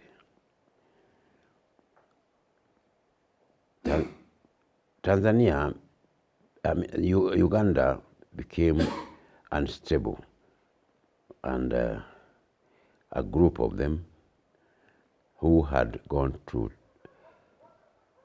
Dar es Salaam University had gotten the influence of Tanzania. And when they got back to Uganda under the rule of Obote, they had some differences. And therefore, the East African community started disintegrating, and they had to break. And when they broke now,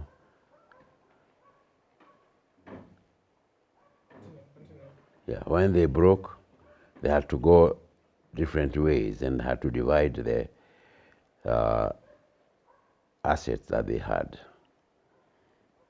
So the aircraft that they had, owned by East African community, and the airline was East African airline, now was left as Kenyan. And because of that, they filed a case, and the few aircrafts they had were grounded until the case would be determined. Already, Kenya had started recruiting to defeat the other partners in the trade. As far as tourists are concerned, they had introduced a system where immigration officers, Kenya immigration officers, were to be given chance and tickets to fly with the crew of the airline to their destination, and they clear the passengers up in the air, so that by the time they land at the airport, they are all clear and they don't queue and they don't waste time. And therefore, it attracted many to come to Kenya. I happen to be one of those first officers who are flying out. And that actually exposed me to the Western world, hence discovered God's plan, why I did not get jobs where I wanted. I did not regret, because it gave me a good exposure. It didn't last long. They broke in 1977, but Kenya bought their own airline and started aircraft and started their own airline, and the trade continued for a while. I'm glad I used those opportunities and got a few flights abroad. There are some of my colleagues who were asked to go and they declined. I do not know why, but there are people who feared going out. There are people who did not want to fly. There are people who did not want to visit outside countries. So whoever declined, I was asked, I could use other people's position if they refused, and I volunteered myself. Up to today, I have never regretted, because it gave me a chance. You would fly, when you get to your destination, you stay for 3 days, And then the fourth day, you board another flight coming to Kenya. You clear passengers as they are on board in air, and by the time you land, you have handed them back all their documents, and you have the list and what we call the manifest, and they all go through. You would only leave those who may not otherwise be allowed to enter the country. And this attracted tourism in Kenya and boosted that kind of business so high. It came to be stopped later because of politics and other things. But those of us who had traveled liked it, and up to now feel honored to have visited outside country with no cost. At the same time, as you flew out, definitely you earned quite a bit on allowances, and the days you are out, you'll have to be paid per diem, and you are paid according to the aircraft and according to the country you visit. So in one visit, you may be paid much more than your salary. When you make 2 trips in a month, you have earned about 3-4 salaries, and you would do something. So for those of us who had chances to fly, it offset our otherwise indebtedness that we were living in. You allow me to take you back a little. The time between 1968 now to 1971, the 4 hard years. I call them hard because it was difficult to recover what I lost from the bank. I only recovered 1 month when I was paid twice by the bank and the government. After that, I stuck to 440, which was far below what I was used to. It is that time that I had already decided to have a family. I had a fiancée. It is that time that I felt I should stay on my own and leave the other partners we are sharing houses with. So life was very difficult. The only other benefit I would say that assisted me a little is that as a civil servant, despite the grade I was in as a clerk, I qualified for house allowance of 300 shillings. All the same, that is only to be paid to the landlord. I would pay to the landlord or have it direct to the landlord, who would issue me with a receipt that I would surrender to the accounting office. So I would get nothing out of it. But as all, they would always count that you are eligible for house allowance 300 and a salary of 440. So if you earned that, it is adds more than you earned in the bank. But the 300 is not within your control. You can only enjoy living in a house worth that much. If you are so desperate, you can look for somebody or some people to live with you and then they can pay you.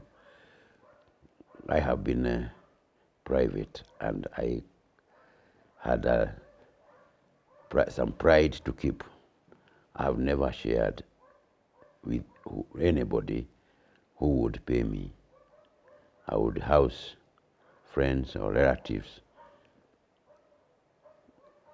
whom I did not even want to know how difficult life was with me.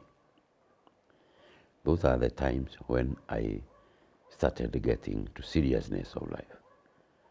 And that is the time when I felt that I wanted to have my own house, because the landlords I was having gave me a hell of time. The first house I got into, but this was after I got married. So let me first go to the area of marriage and courtship. Now, with my fiancée, we decided we would like to get married. We went to the parents, they would not allow, and we were serious. Already, I had a friend working with the Minister for Housing, who introduced me to a project that was going on through National Housing Corporation, a corporation formed by the Kenya government to build houses for sale, which would be sold to people on tenant purchase. One of those was a special one, which they were calling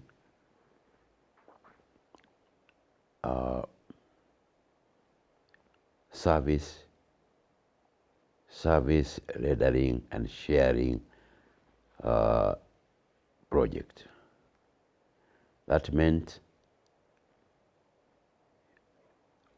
as an applicant, if you satisfy them with their requirements and you qualify, you are bound, either you yourself or a member of your immediate family, that is your child or your wife, to participate in the building.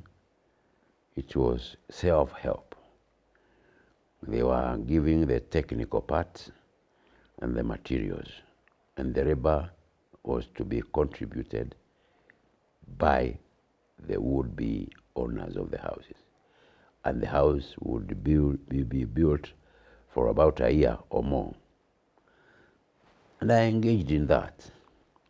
That our project was the second in trial. The first one was one in Langata known as Gay Estate. No, sorry, not Gay, but Otiende Estate. Otiende was built in 1965 by then the Minister for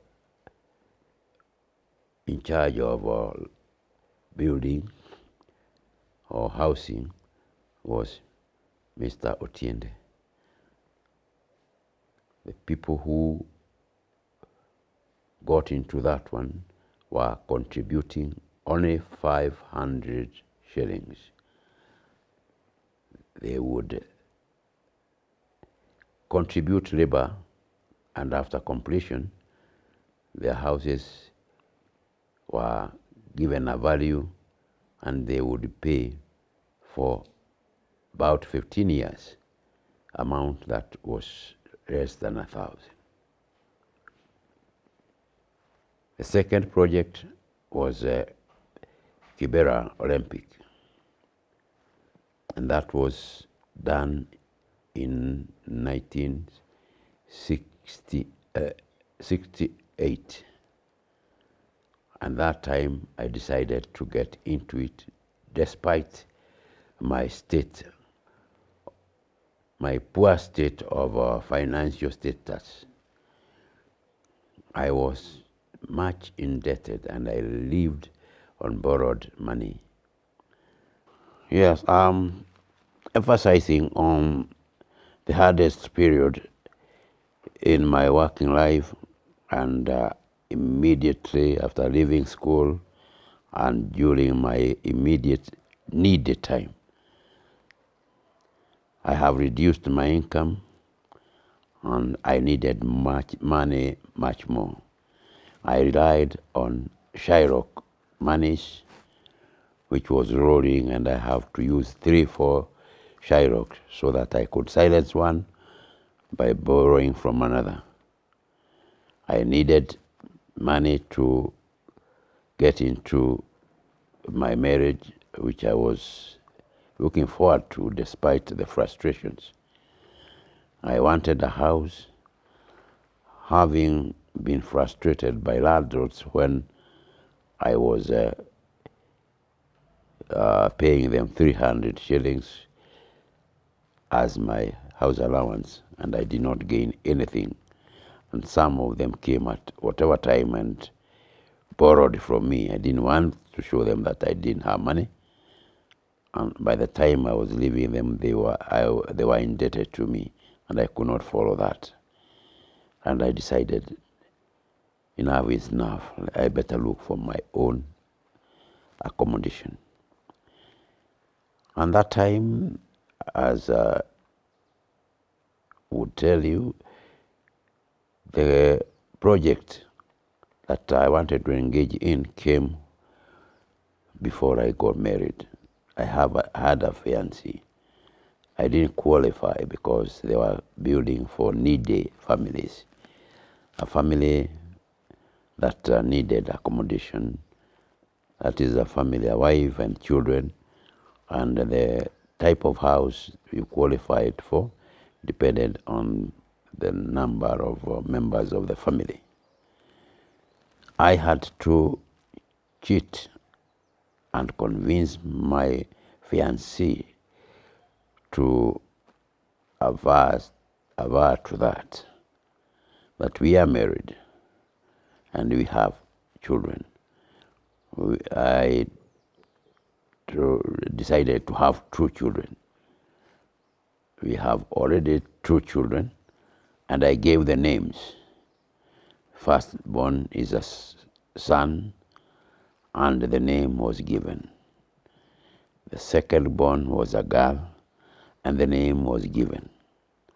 Mark you, the girl is still in the hands of the parents, and they have refused the marriage. So, all this is in our writings, but nowhere else. It only went in the record of my employer and the ministry that was selling us houses. I said I had my wife to work, and I had to take leave to relieve her so that we could have somebody contributing the labor as was mandatory for the time required, which was 6 months or more. All these were wishful thinking because I didn't know how to accomplish this. But due to this demand, it made me wiser, and I thought outside the box. I remembered that some of the people who worked with me in the bank were already senior and were in position. And I talked to them, and some of them were senior enough to influence a small loan. And I could get those small loans. So I deposited whatever was required, 800. I got leave. Government is not very strict. I could get leave, or the numbers, a number of the days that I was entitled to. I go and work for a week or 2 weeks, and then I go back to work. I hire somebody. Already I have given my ID, and I would talk to the supervisor of the building project. I give something, and then the hired worker would be allowed to work. But when they came to check, because it was strict, things were not that corrupt then. Once in a while, officers would be sent from the headquarters to come and verify and make sure that things were done according to the plan. When they discovered the person answering my name is not my immediate member of the family, I was written a letter, and once you are written 3 letters, you would forfeit the house, despite the fact that you have applied. The houses took long to complete because they were continued going on, despite the fact that the main work was completed. The mandatory time for contribution, self-help contribution, was 6 months. So after the 6 months completion of silencing the supervisors and the record was set right, then I qualified. The rest of it, what they would do without my contribution. But it took time because the houses were allocated in the beginning of 1971. So we stayed for 3 years. During that time, I still lived in rented houses, and that is the time when I experienced a lot of harassment from the landlords. It was still in Jerusalem? No, I left Jerusalem when I decided to go alone, and I had a fiancée. I wanted now to organize myself to get married. So I was now living in a government house, not government house as such, but in a private rented house, and I earned, through my employment, I qualified for house allowance of 300. So I chose to get a big enough house so that I could pay the whole amount. I did not benefit from that. I only benefited by getting a big house and a private accommodation. I stayed, first when I left my colleagues, I went and rented a house in Kawangware, Rirota. Those were semi-permanent houses. It is while there that I got married, and we stayed there until the rainy season when the place became very muddy and the semi-permanent houses brought in some worms that were, I don't know whether you know these worms which have got hair that when it rubs through, Caterpillars. yeah, those caterpillars. Yeah, we call them Kegunyambara in Kikuyu, and there were many of them, and we had just a young baby. So we decided to move from there, and we went to a more executive area. That's when we moved to Otiende, where the 300 would all go to the house allowance. Even while in the other place, unless you organize with a crooked landlord to give you a receipt of 300, and he charged you about 200, he gives you 100. But in Otiende, they were charging 300, and they gave you a receipt for 300, so all went direct to the landlord from the government. So you benefit the only in big accommodation and private house.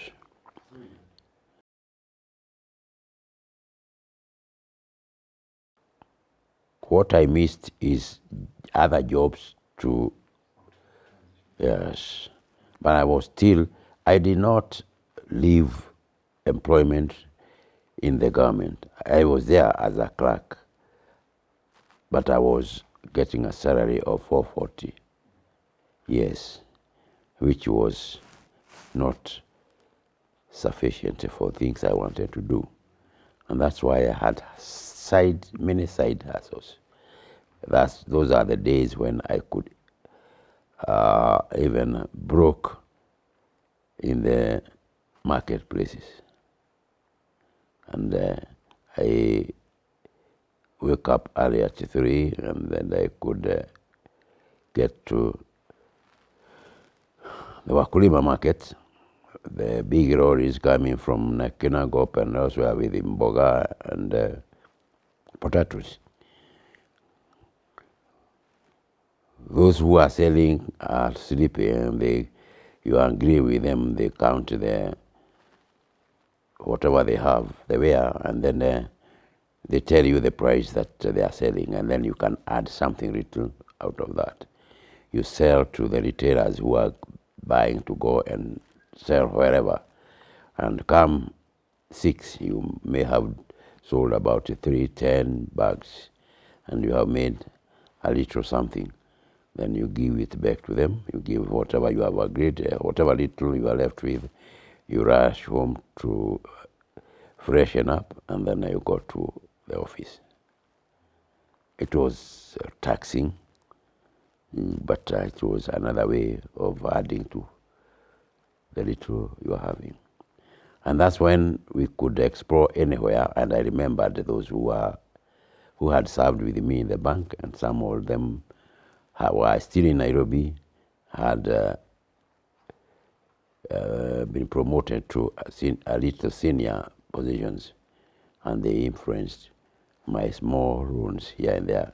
I had to open an account, and with about 100 shillings, I give all these, and I show the 300 that I give to my landlord as if it is a part of my earning, and they approve a certain loan. If I get 2,000, that was good enough, and that will make me comfortable. I clear the loan I may be having with Shyrock, and that gives me a chance to borrow more.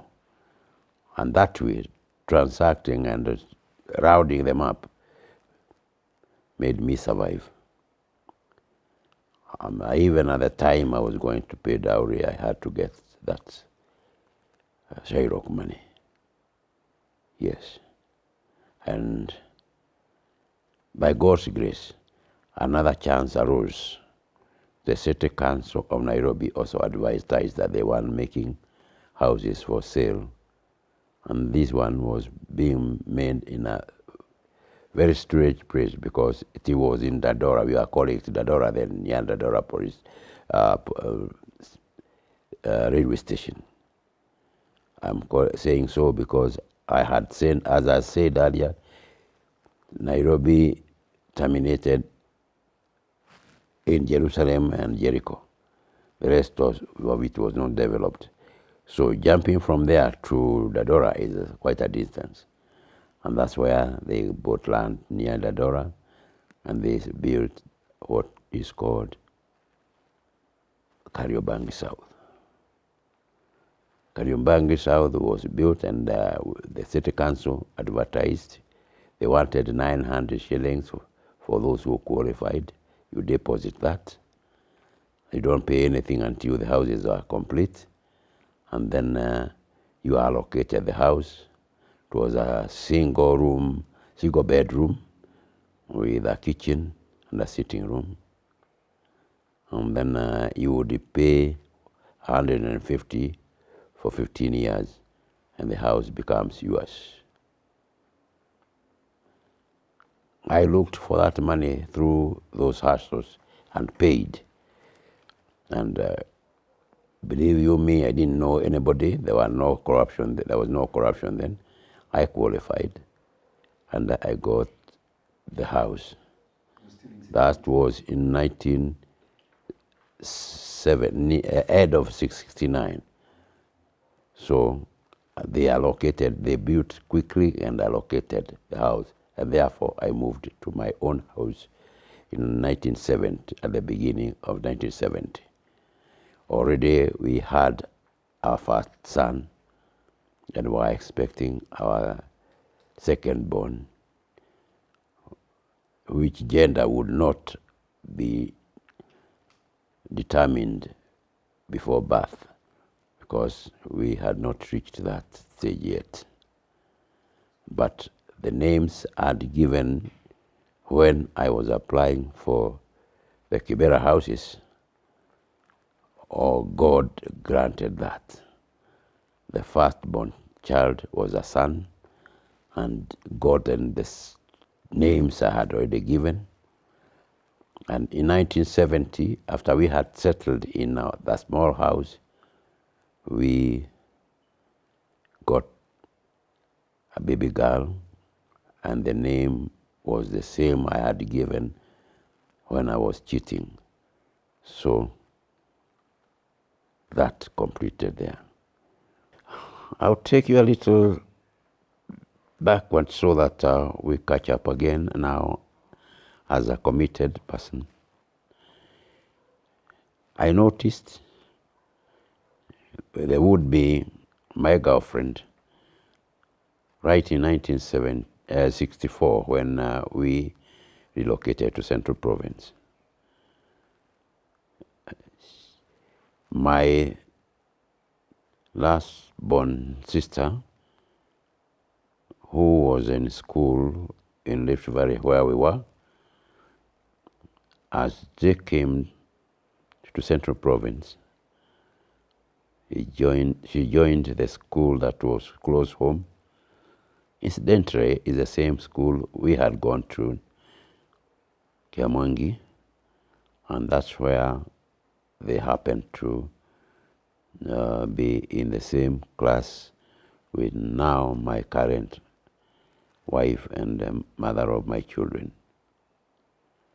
So they would visit home and I could see them together, despite the fact that they were young compared to me, and I would not dare much do anything or say anything. But after completion of our school and when going to college, we met when I had just completed my school. She was already in college in Nairobi. And we established a relationship.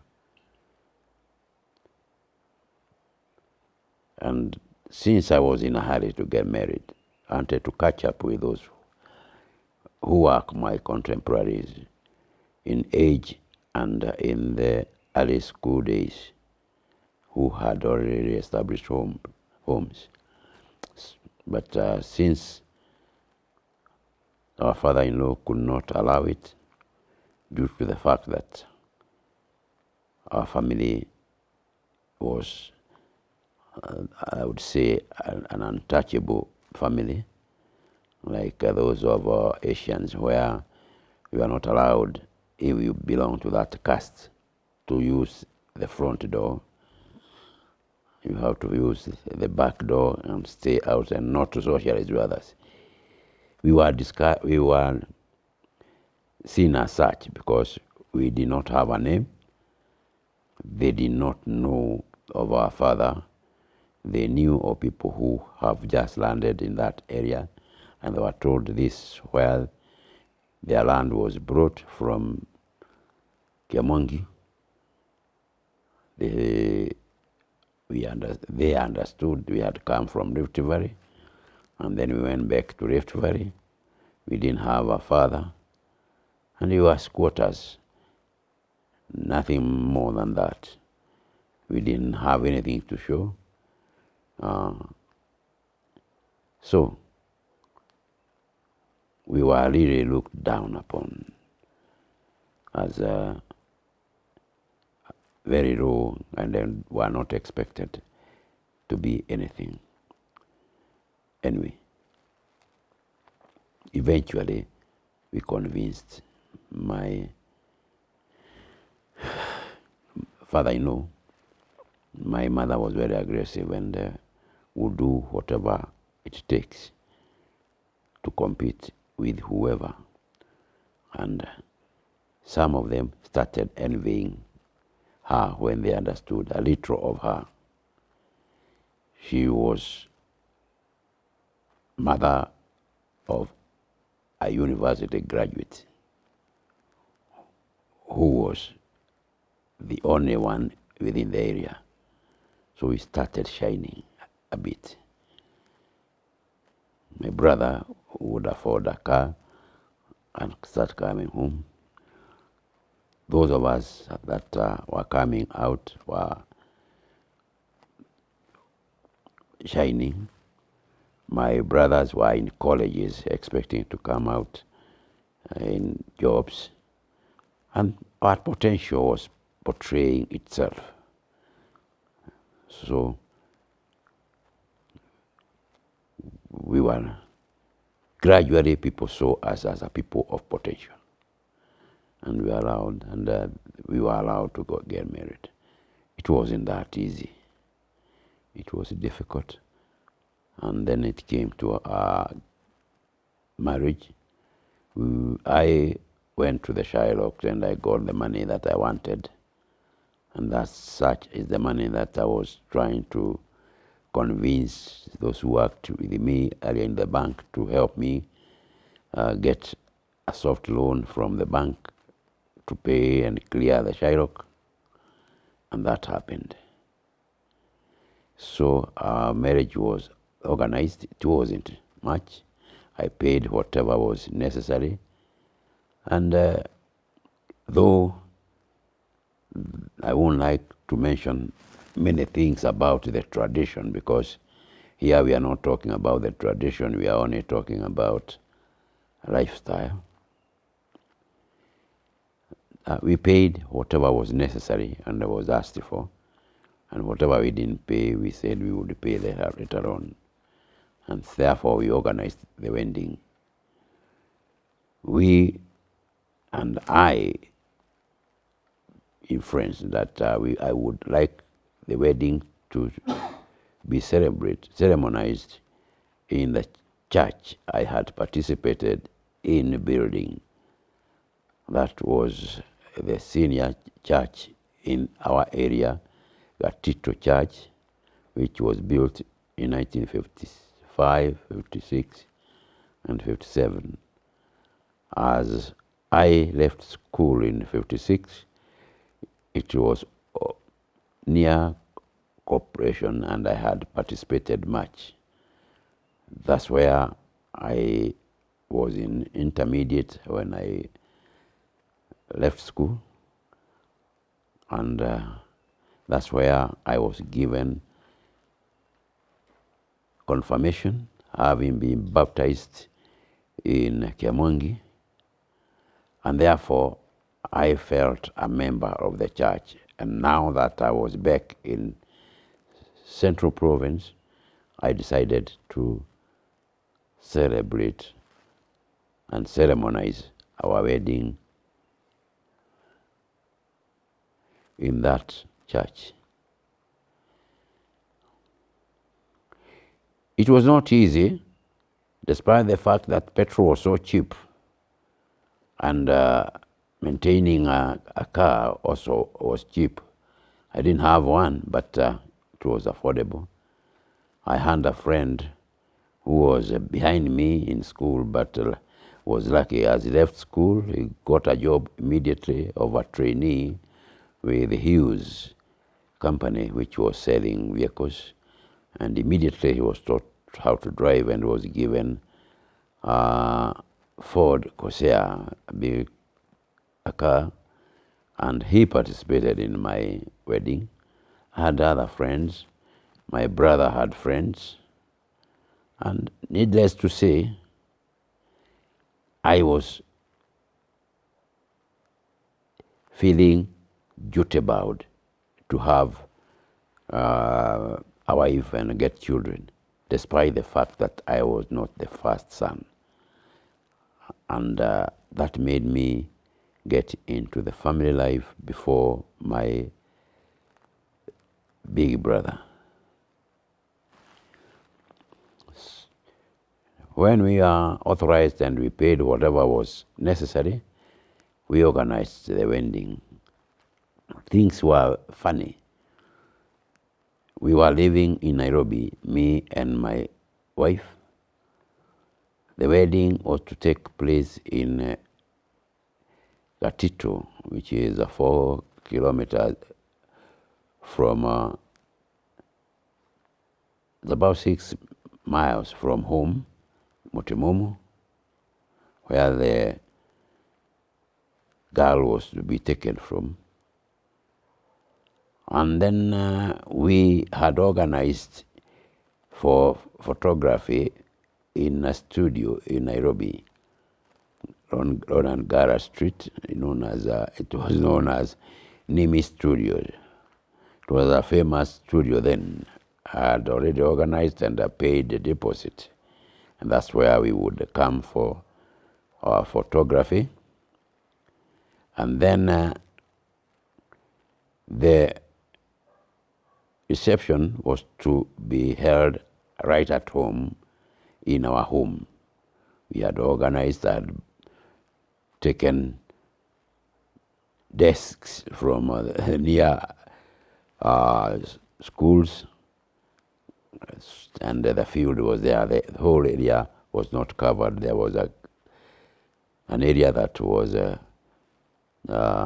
field with the grass, and that's where we held the reception.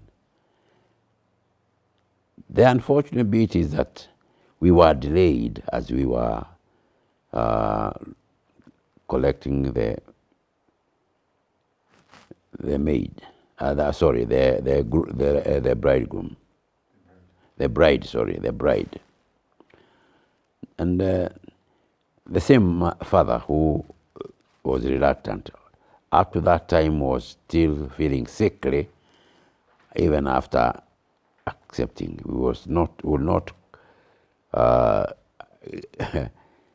not believe that the girl is going. And he fell sick the previous night and started diarrheaing. So things delayed a bit as we cleared the home then to go to the wedding. And we were delayed a bit. The wedding would have taken place at around 9 to 10, and we were getting there about 11, so we took time. From there, then we found it difficult for the team to go to Nairobi for photography and coming back. And as we drove down, we found time was running out. We decided to stop in Ruiru and look for a near photography. And we found a studio in Ruiru. It was then known as Jishide Ushinde. Their headquarters was in Limuru, but they had a branch there. I went and they were so demanding. They said it is so immediate, so you pay it all and we do it. So we paid whatever they were asked for. We had photography taken, and then we went home. We celebrated, and that was all.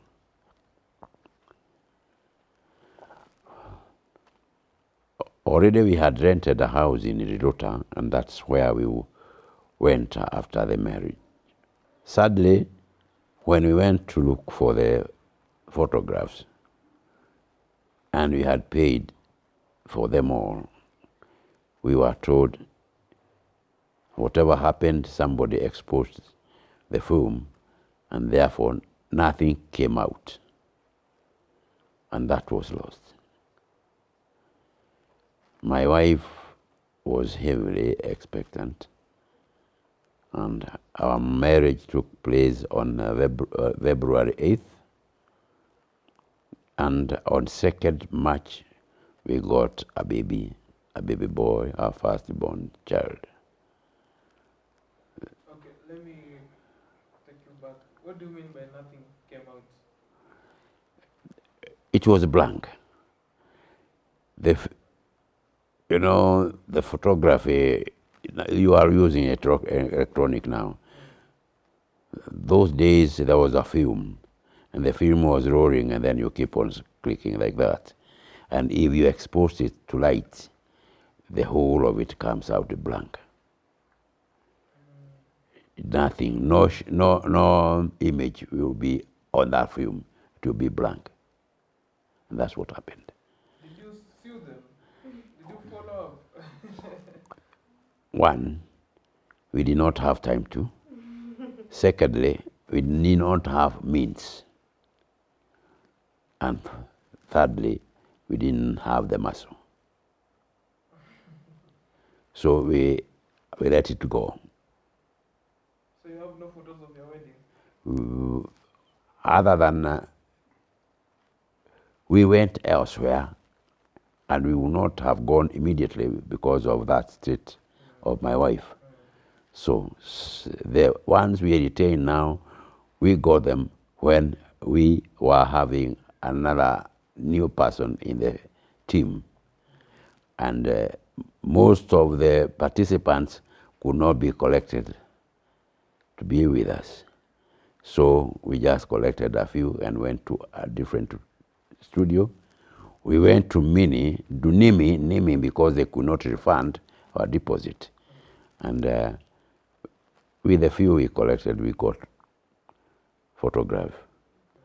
This time we had our first son as one of the witnesses.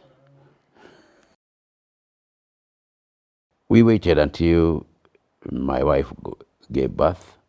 After giving birth, we had just about a month or so, and then we went to get the photographs.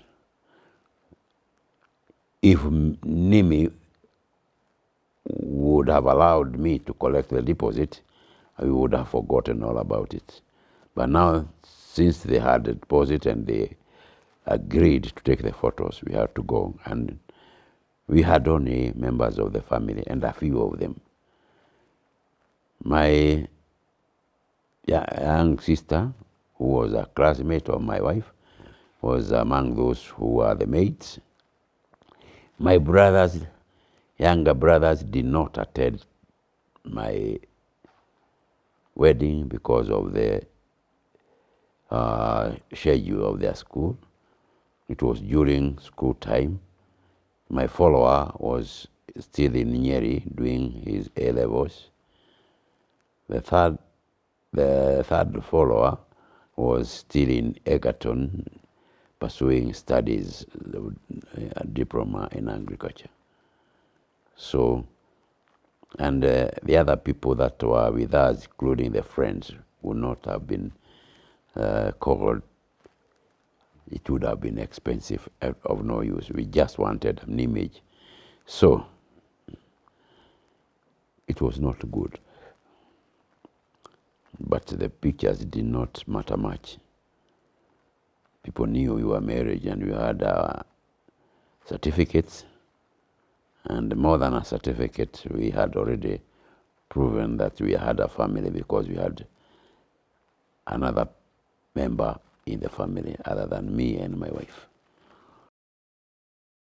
Traditionally, we were doing all this around home because we wanted everybody in the village and near there to be members of the occasion. So from there, we did not have many outsiders. But my own friends, schoolmates and friends I had made, who those who made it came. My brother's friends, my elder brother's friends, and in fact one of his workmates, who was senior, is the one who offered his car. It was a big car then, a 404, and he's the one that carried us. Another one who had become very friendly to me and a drinking mate.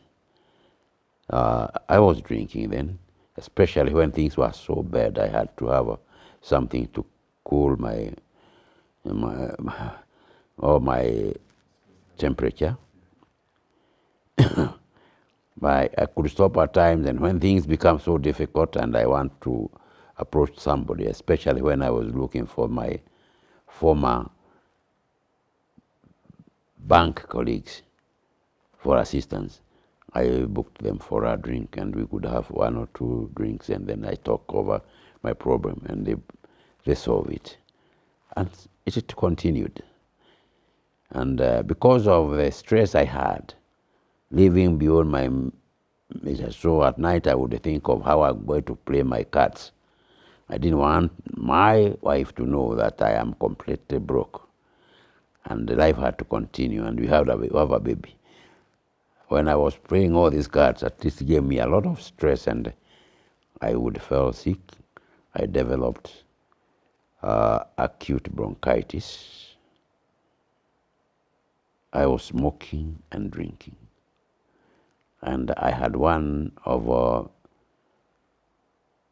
former colleagues of my brother in Makerere, not one, but a number of them who were pursuing medicine and had already qualified as doctors.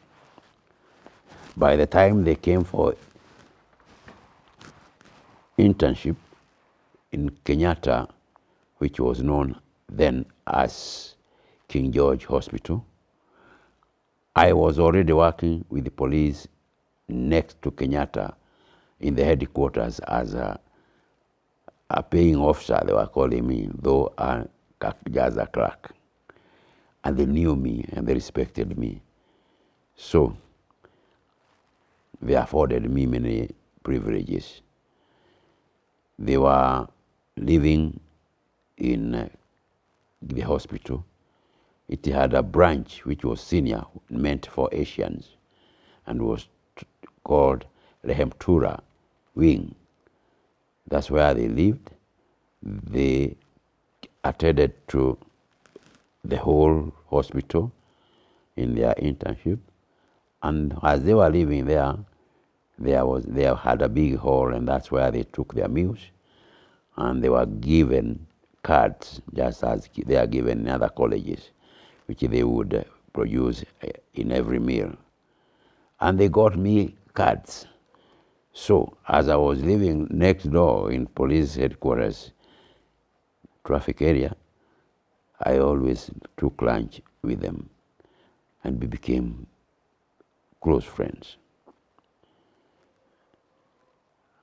All the same, I will tell you, traditionally, I am well versed with our Kikuyu culture, and I had mastered many Kikuyu traditional songs, especially the old ones, and they appreciated those, especially during occasions. So wherever any of their colleagues, those who knew me, they had an occasion, they pleaded with whoever knew me to make sure me goes to entertain people in the night. And I would sing, and we did that. So they knew me, and I was popular. Yeah, so those doctors provided me with the cards to eat meals with them in the Rehemtura place, and we continued like that. During their weddings, I attended. One of them, if you may have known, is the late director of psychiatry in Mathare, died about quite a while ago, about over 30 years ago, was called Dr. Moya. He was one of them. Another one is one that has been even in the government, a minister and whatever, and it's called Professor Gatei. Professor Gatei, I remember during his wedding, that was in 6, 7 near the end. I was not married yet. I attended and I conducted those songs and we were jumping. They were living in a government house on Gong Road. Those houses were meant for senior colonial officers who were living in those houses. They were raised up, they were suspended on big stones, and they were built of wood. Then we danced during the evening reception. We jumped and we broke the floor and fell down, an occasion that everyone remembers. And as such, everyone who was having an occasion would ask somebody who knows me to come and entertain in the night. And I became a little popular, despite the fact I had those problems. So those doctors became my buddies, and I would go to them for treatment just next door. Now, Dr. Moya, who later pursued a line of psychiatry and became the director of psychiatry in the country, was there. And when I contracted that acute bronchitis, I went to him and he scorned me harshly as a friend and told me to stop smoking.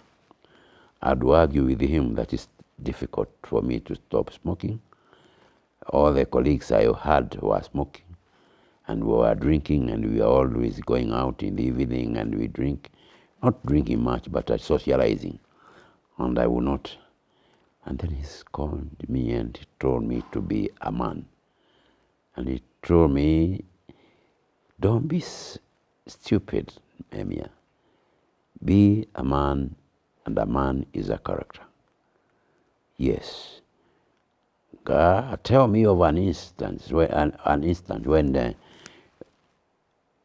because the cigarettes were put on the table and the matchbox is there, a cigarette jumped into your mouth without you taking it.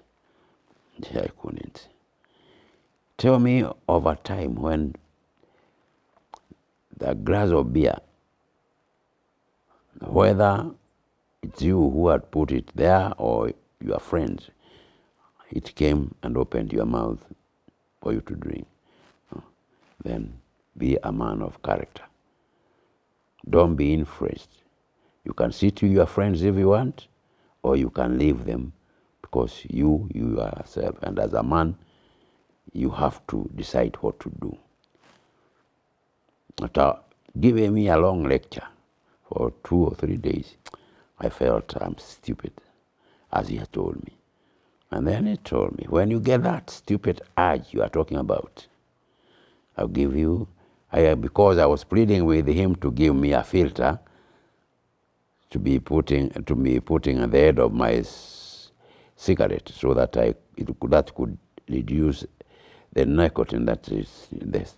And he told me, I don't tell you to reduce, I'm telling you to stop.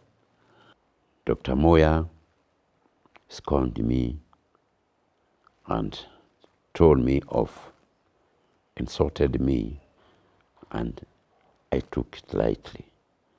But later on, I took it seriously and did all what he advised me to do.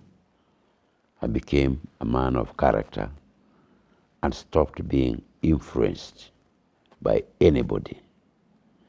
From that time, I continued associating with my friends and would not drink, would not smoke, and not wait to go home with anybody, but decide I have had enough, I go.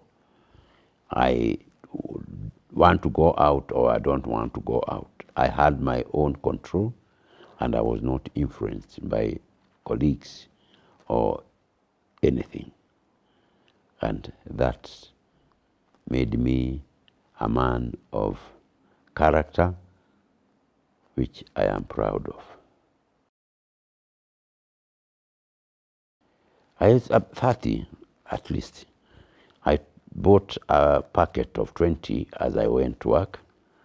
By the time I leave office and coming home, it is over. Then there was half packet. There was a packet of 10 that was being sold. I would buy that. And by the time I'm waking up and going to catch a bus, it is already over. So I buy. I was smoking 30 in a day. Every time I take anything, or every time I had a very sharp sense of smell. If I smelled it being smoked, I felt the urge. And it was shameless. When I don't have money, and maybe I'm in a bus station, in a bus stage waiting for a bus, somebody smokes and I don't know him and I don't have, I ask him to give me a piece. Okay. When we got married, we had already settled. I had already rented a house in Rirota. I had mentioned that rainy season came and worms started coming into the house, and we were afraid they would affect us and the child. And we moved now to Otiende, which was a higher class and a permanent house, and a big house with a compound. While there, we had a big room. We have a lot of room, and we accommodated a number of relatives.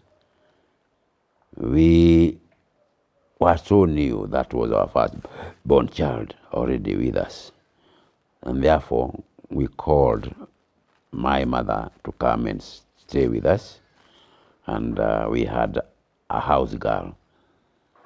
My mother was so happy to see the first child from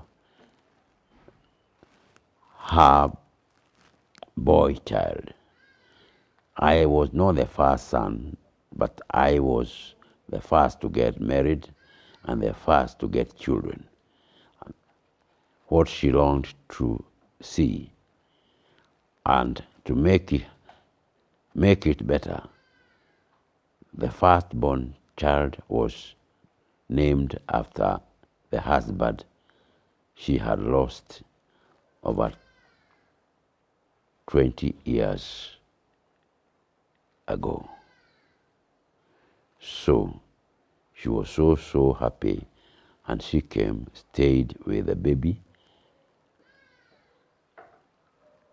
She was known as Shosho Wakana, all within Langata area, because she would feed that child, put the child in her back,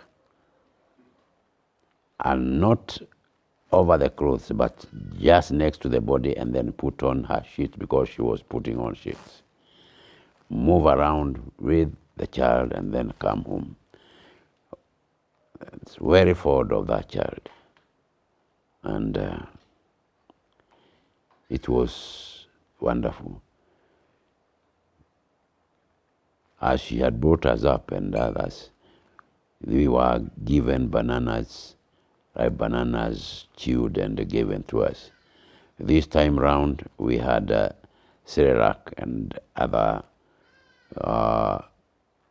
processed foods. And she would feed the child until the child doesn't want to eat.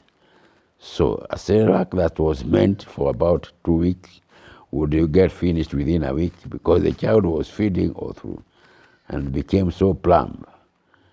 With it, it was expensive, but we felt happy about it. So in the first house that we rented in Otiende, we were frustrated by the landlady who was working in the house of the president, and there was a messenger. One morning, Saturday morning, when we were not going to work, she came and knocked at the door Incidentally, that time there were no thieves and we didn't have gates that you find these days in every house. The fences that were there were temporary, made of wood or timber, and there were no thieves. We were living in Utiede, just below the prisons. Then one morning at around 6, she came knocking at the door, and when I went to open, I found her there with about 3 or 4 people. She said, "This is my uncle." So I saw that my relatives have come from Eldoret, and I would like them to see my house. I said, "We have not waken up," and we have, "Yes, we will." But they never come, and they wanted to see the house. I didn't want to argue. I had my family inside, but I felt insulted. I gave them time, only that I told them they will not come to my bedroom. They were taken around in the rooms and outside. And from that time, I decided to look for an alternative house. Luckily, there was another empty house just across a small road. And I gave notice and left that house. I went to the other one. The other one was owned by somebody who was working with a Philips company that was making radios and bulbs. And the fellow came from Uplands near Rimuru. Whatever happened, his services were terminated. And that man also gave me a hell of time, because he would come and tell me how difficult things were and ask me to give him advance rent. And he even came to my place of work saying how desperate he was, and sometimes I would even borrow from my friends to give him money. And it became too much and unbearable. By the time I decided to leave him is when I was allocated that house I'd had deposited for in the city council place, and allocated one in Kariobank South, a 1-bedroom house. So I decided to go to my own house despite the size and vacate the house. By the time I was leaving, I had paid close to 2 months in advance, which I didn't get a refund. But we moved. One very unfortunate thing with the place I worked in, it earned me a lot of respect to many people. As you understand, I was working with a police department in a provincial headquarters as a paying officer in cash office. So all policemen knew me and respected me. And whenever the 99 was passing, even in town, and they saw me, they would stop and call me sir and salute and ask me, "Sir, where are you going?" And they would ferry me to where I was going and drop me. And people thought I was a very senior officer who is working without uniform because maybe of my seniority. And many people respected me. I even remember, with all the sorrow that it had after death of the prominent person Tom Mboya in 1969, there was turmoil in the town, and when there was a service in Holy Family Basilica, hell broke loose in town, and people started throwing stones, and there was tear gas and all of these, and the town was completely chaotic. And the police who were cordoning the area saw me coming from church and around there, and they had to come to me with their 99, took me and ferried me home. So those are privileges I enjoyed because of being in police employment despite the low salary I earned. And I came across very many policemen because those days police officers did not stay in a station for long. And in a headquarters is as if they were rolling through. And I met so many and I became popular. And some of them would be of use to me wherever I went. So I moved to Kariobangi South in a single-bedroom house. And due to this change, we could not fit there with my mother, despite the boarding condition she had formed with my son. I had to take her home, to her home, and then from there on, we continued with house girl alone. We did not stay long. At the end of 1970, that was in 1970, beginning, but at the end of 1970, we were also allocated the house we labored for and the house for which we were interviewed as a husband and wife before we got married. In 1968, it is in 1971 January that the house was released to us and we moved there. This time round, the house was big. It was a 2-bedroomed house and alone, detached, a block by itself, and we felt landlords. Not because we rented to anybody, but because we stayed in our own. We fenced it and lived there. Already we had 2 children, and from there we got the rest of our children other than one, the last one. So we can claim to belong to Kibera, where we spent most of our time.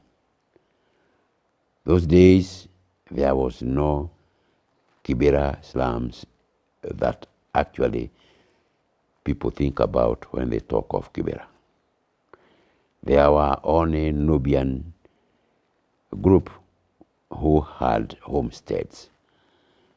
A family was staying alone and they were keeping animals, and there were no strangers. There were only a few people who, when they were brought to Langata holding ground after leaving Manyani and other areas of detention, and they could not recognize where their ancestors came from, they were held there trying to trace their background. And some of them were allocated areas, not allocated, but allowed to stay in the estate areas you see around today. A small area in where now Uhuru Garden Estate is built, and they built houses and cultivated. There were no other settlers in all that area in either bank of the river. Only the Sudanese were there, the so-called Nubians. And the Nubians were those who fought the First and Second War on the side of British and asked to be retained in Kenya, and they were given that land by the British government, right from the Royal Nairobi Golf Club up to the Kibera railway station. From the river and from Gong Road, that area was really theirs. In actual Kibera, especially in an area known as Makina and Karaja Road, they were built houses when the British government sensed that they were about to leave Kenya. They built some of them, those houses, big enough to stay in and rent some rooms to collect rent. It is thereafter that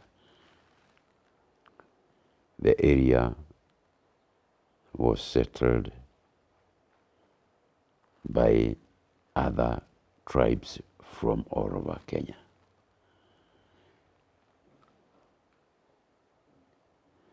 When we migrated there, government got a part of that land and built the houses.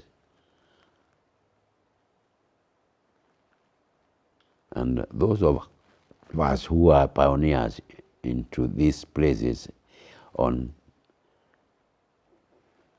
tenant purchase terms,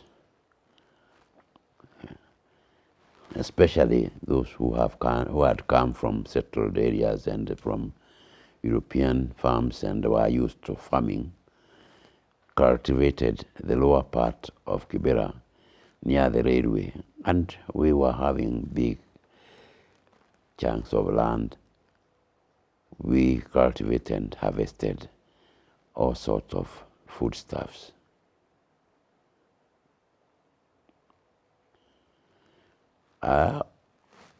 All this time I was working with police for the 4 years.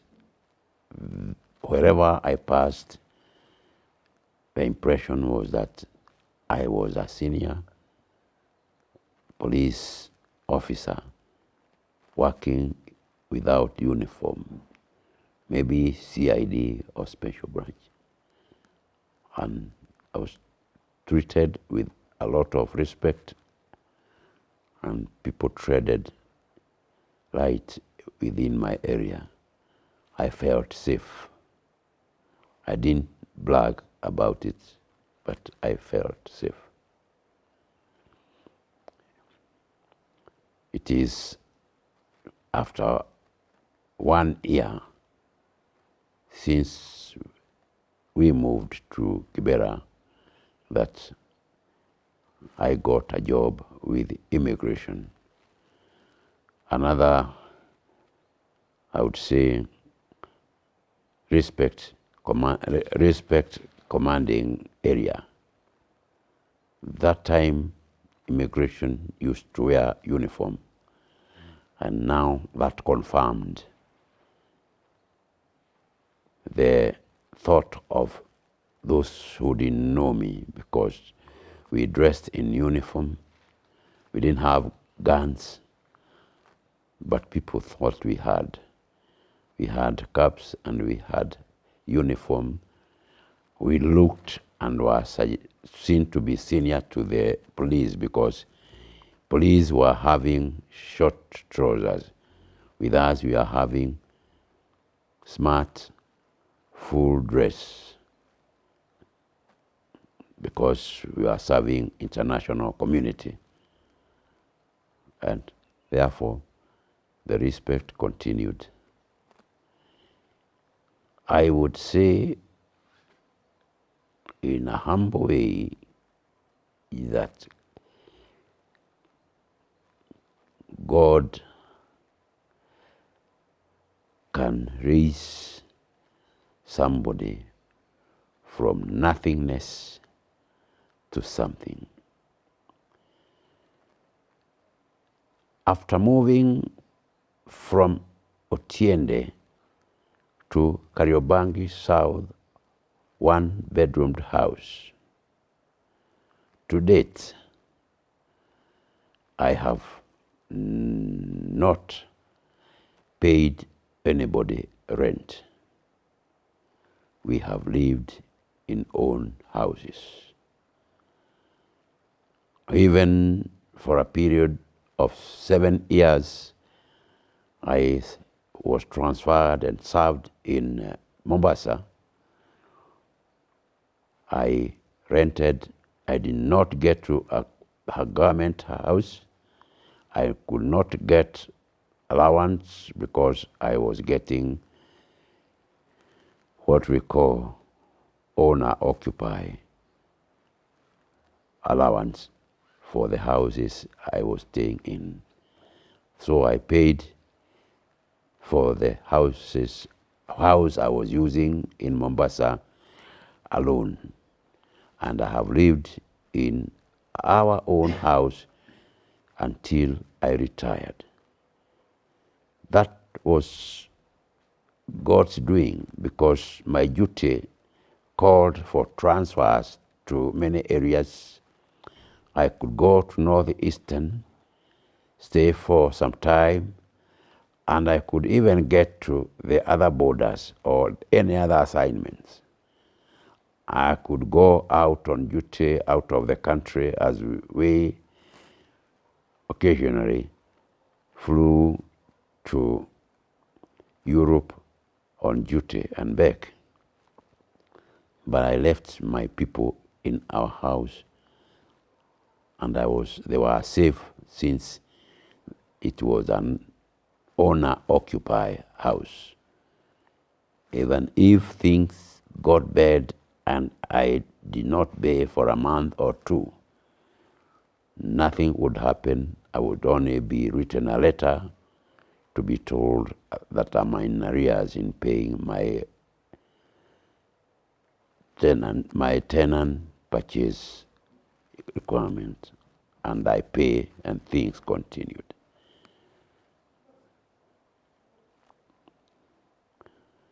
It is one thing I feel, that God has been holding my hand, because my children, as they started realizing themselves, they were all in their own houses, and up to now they are living in their own houses. They went to schools, and I managed to have a car, so they enjoyed life that I always dreamt of.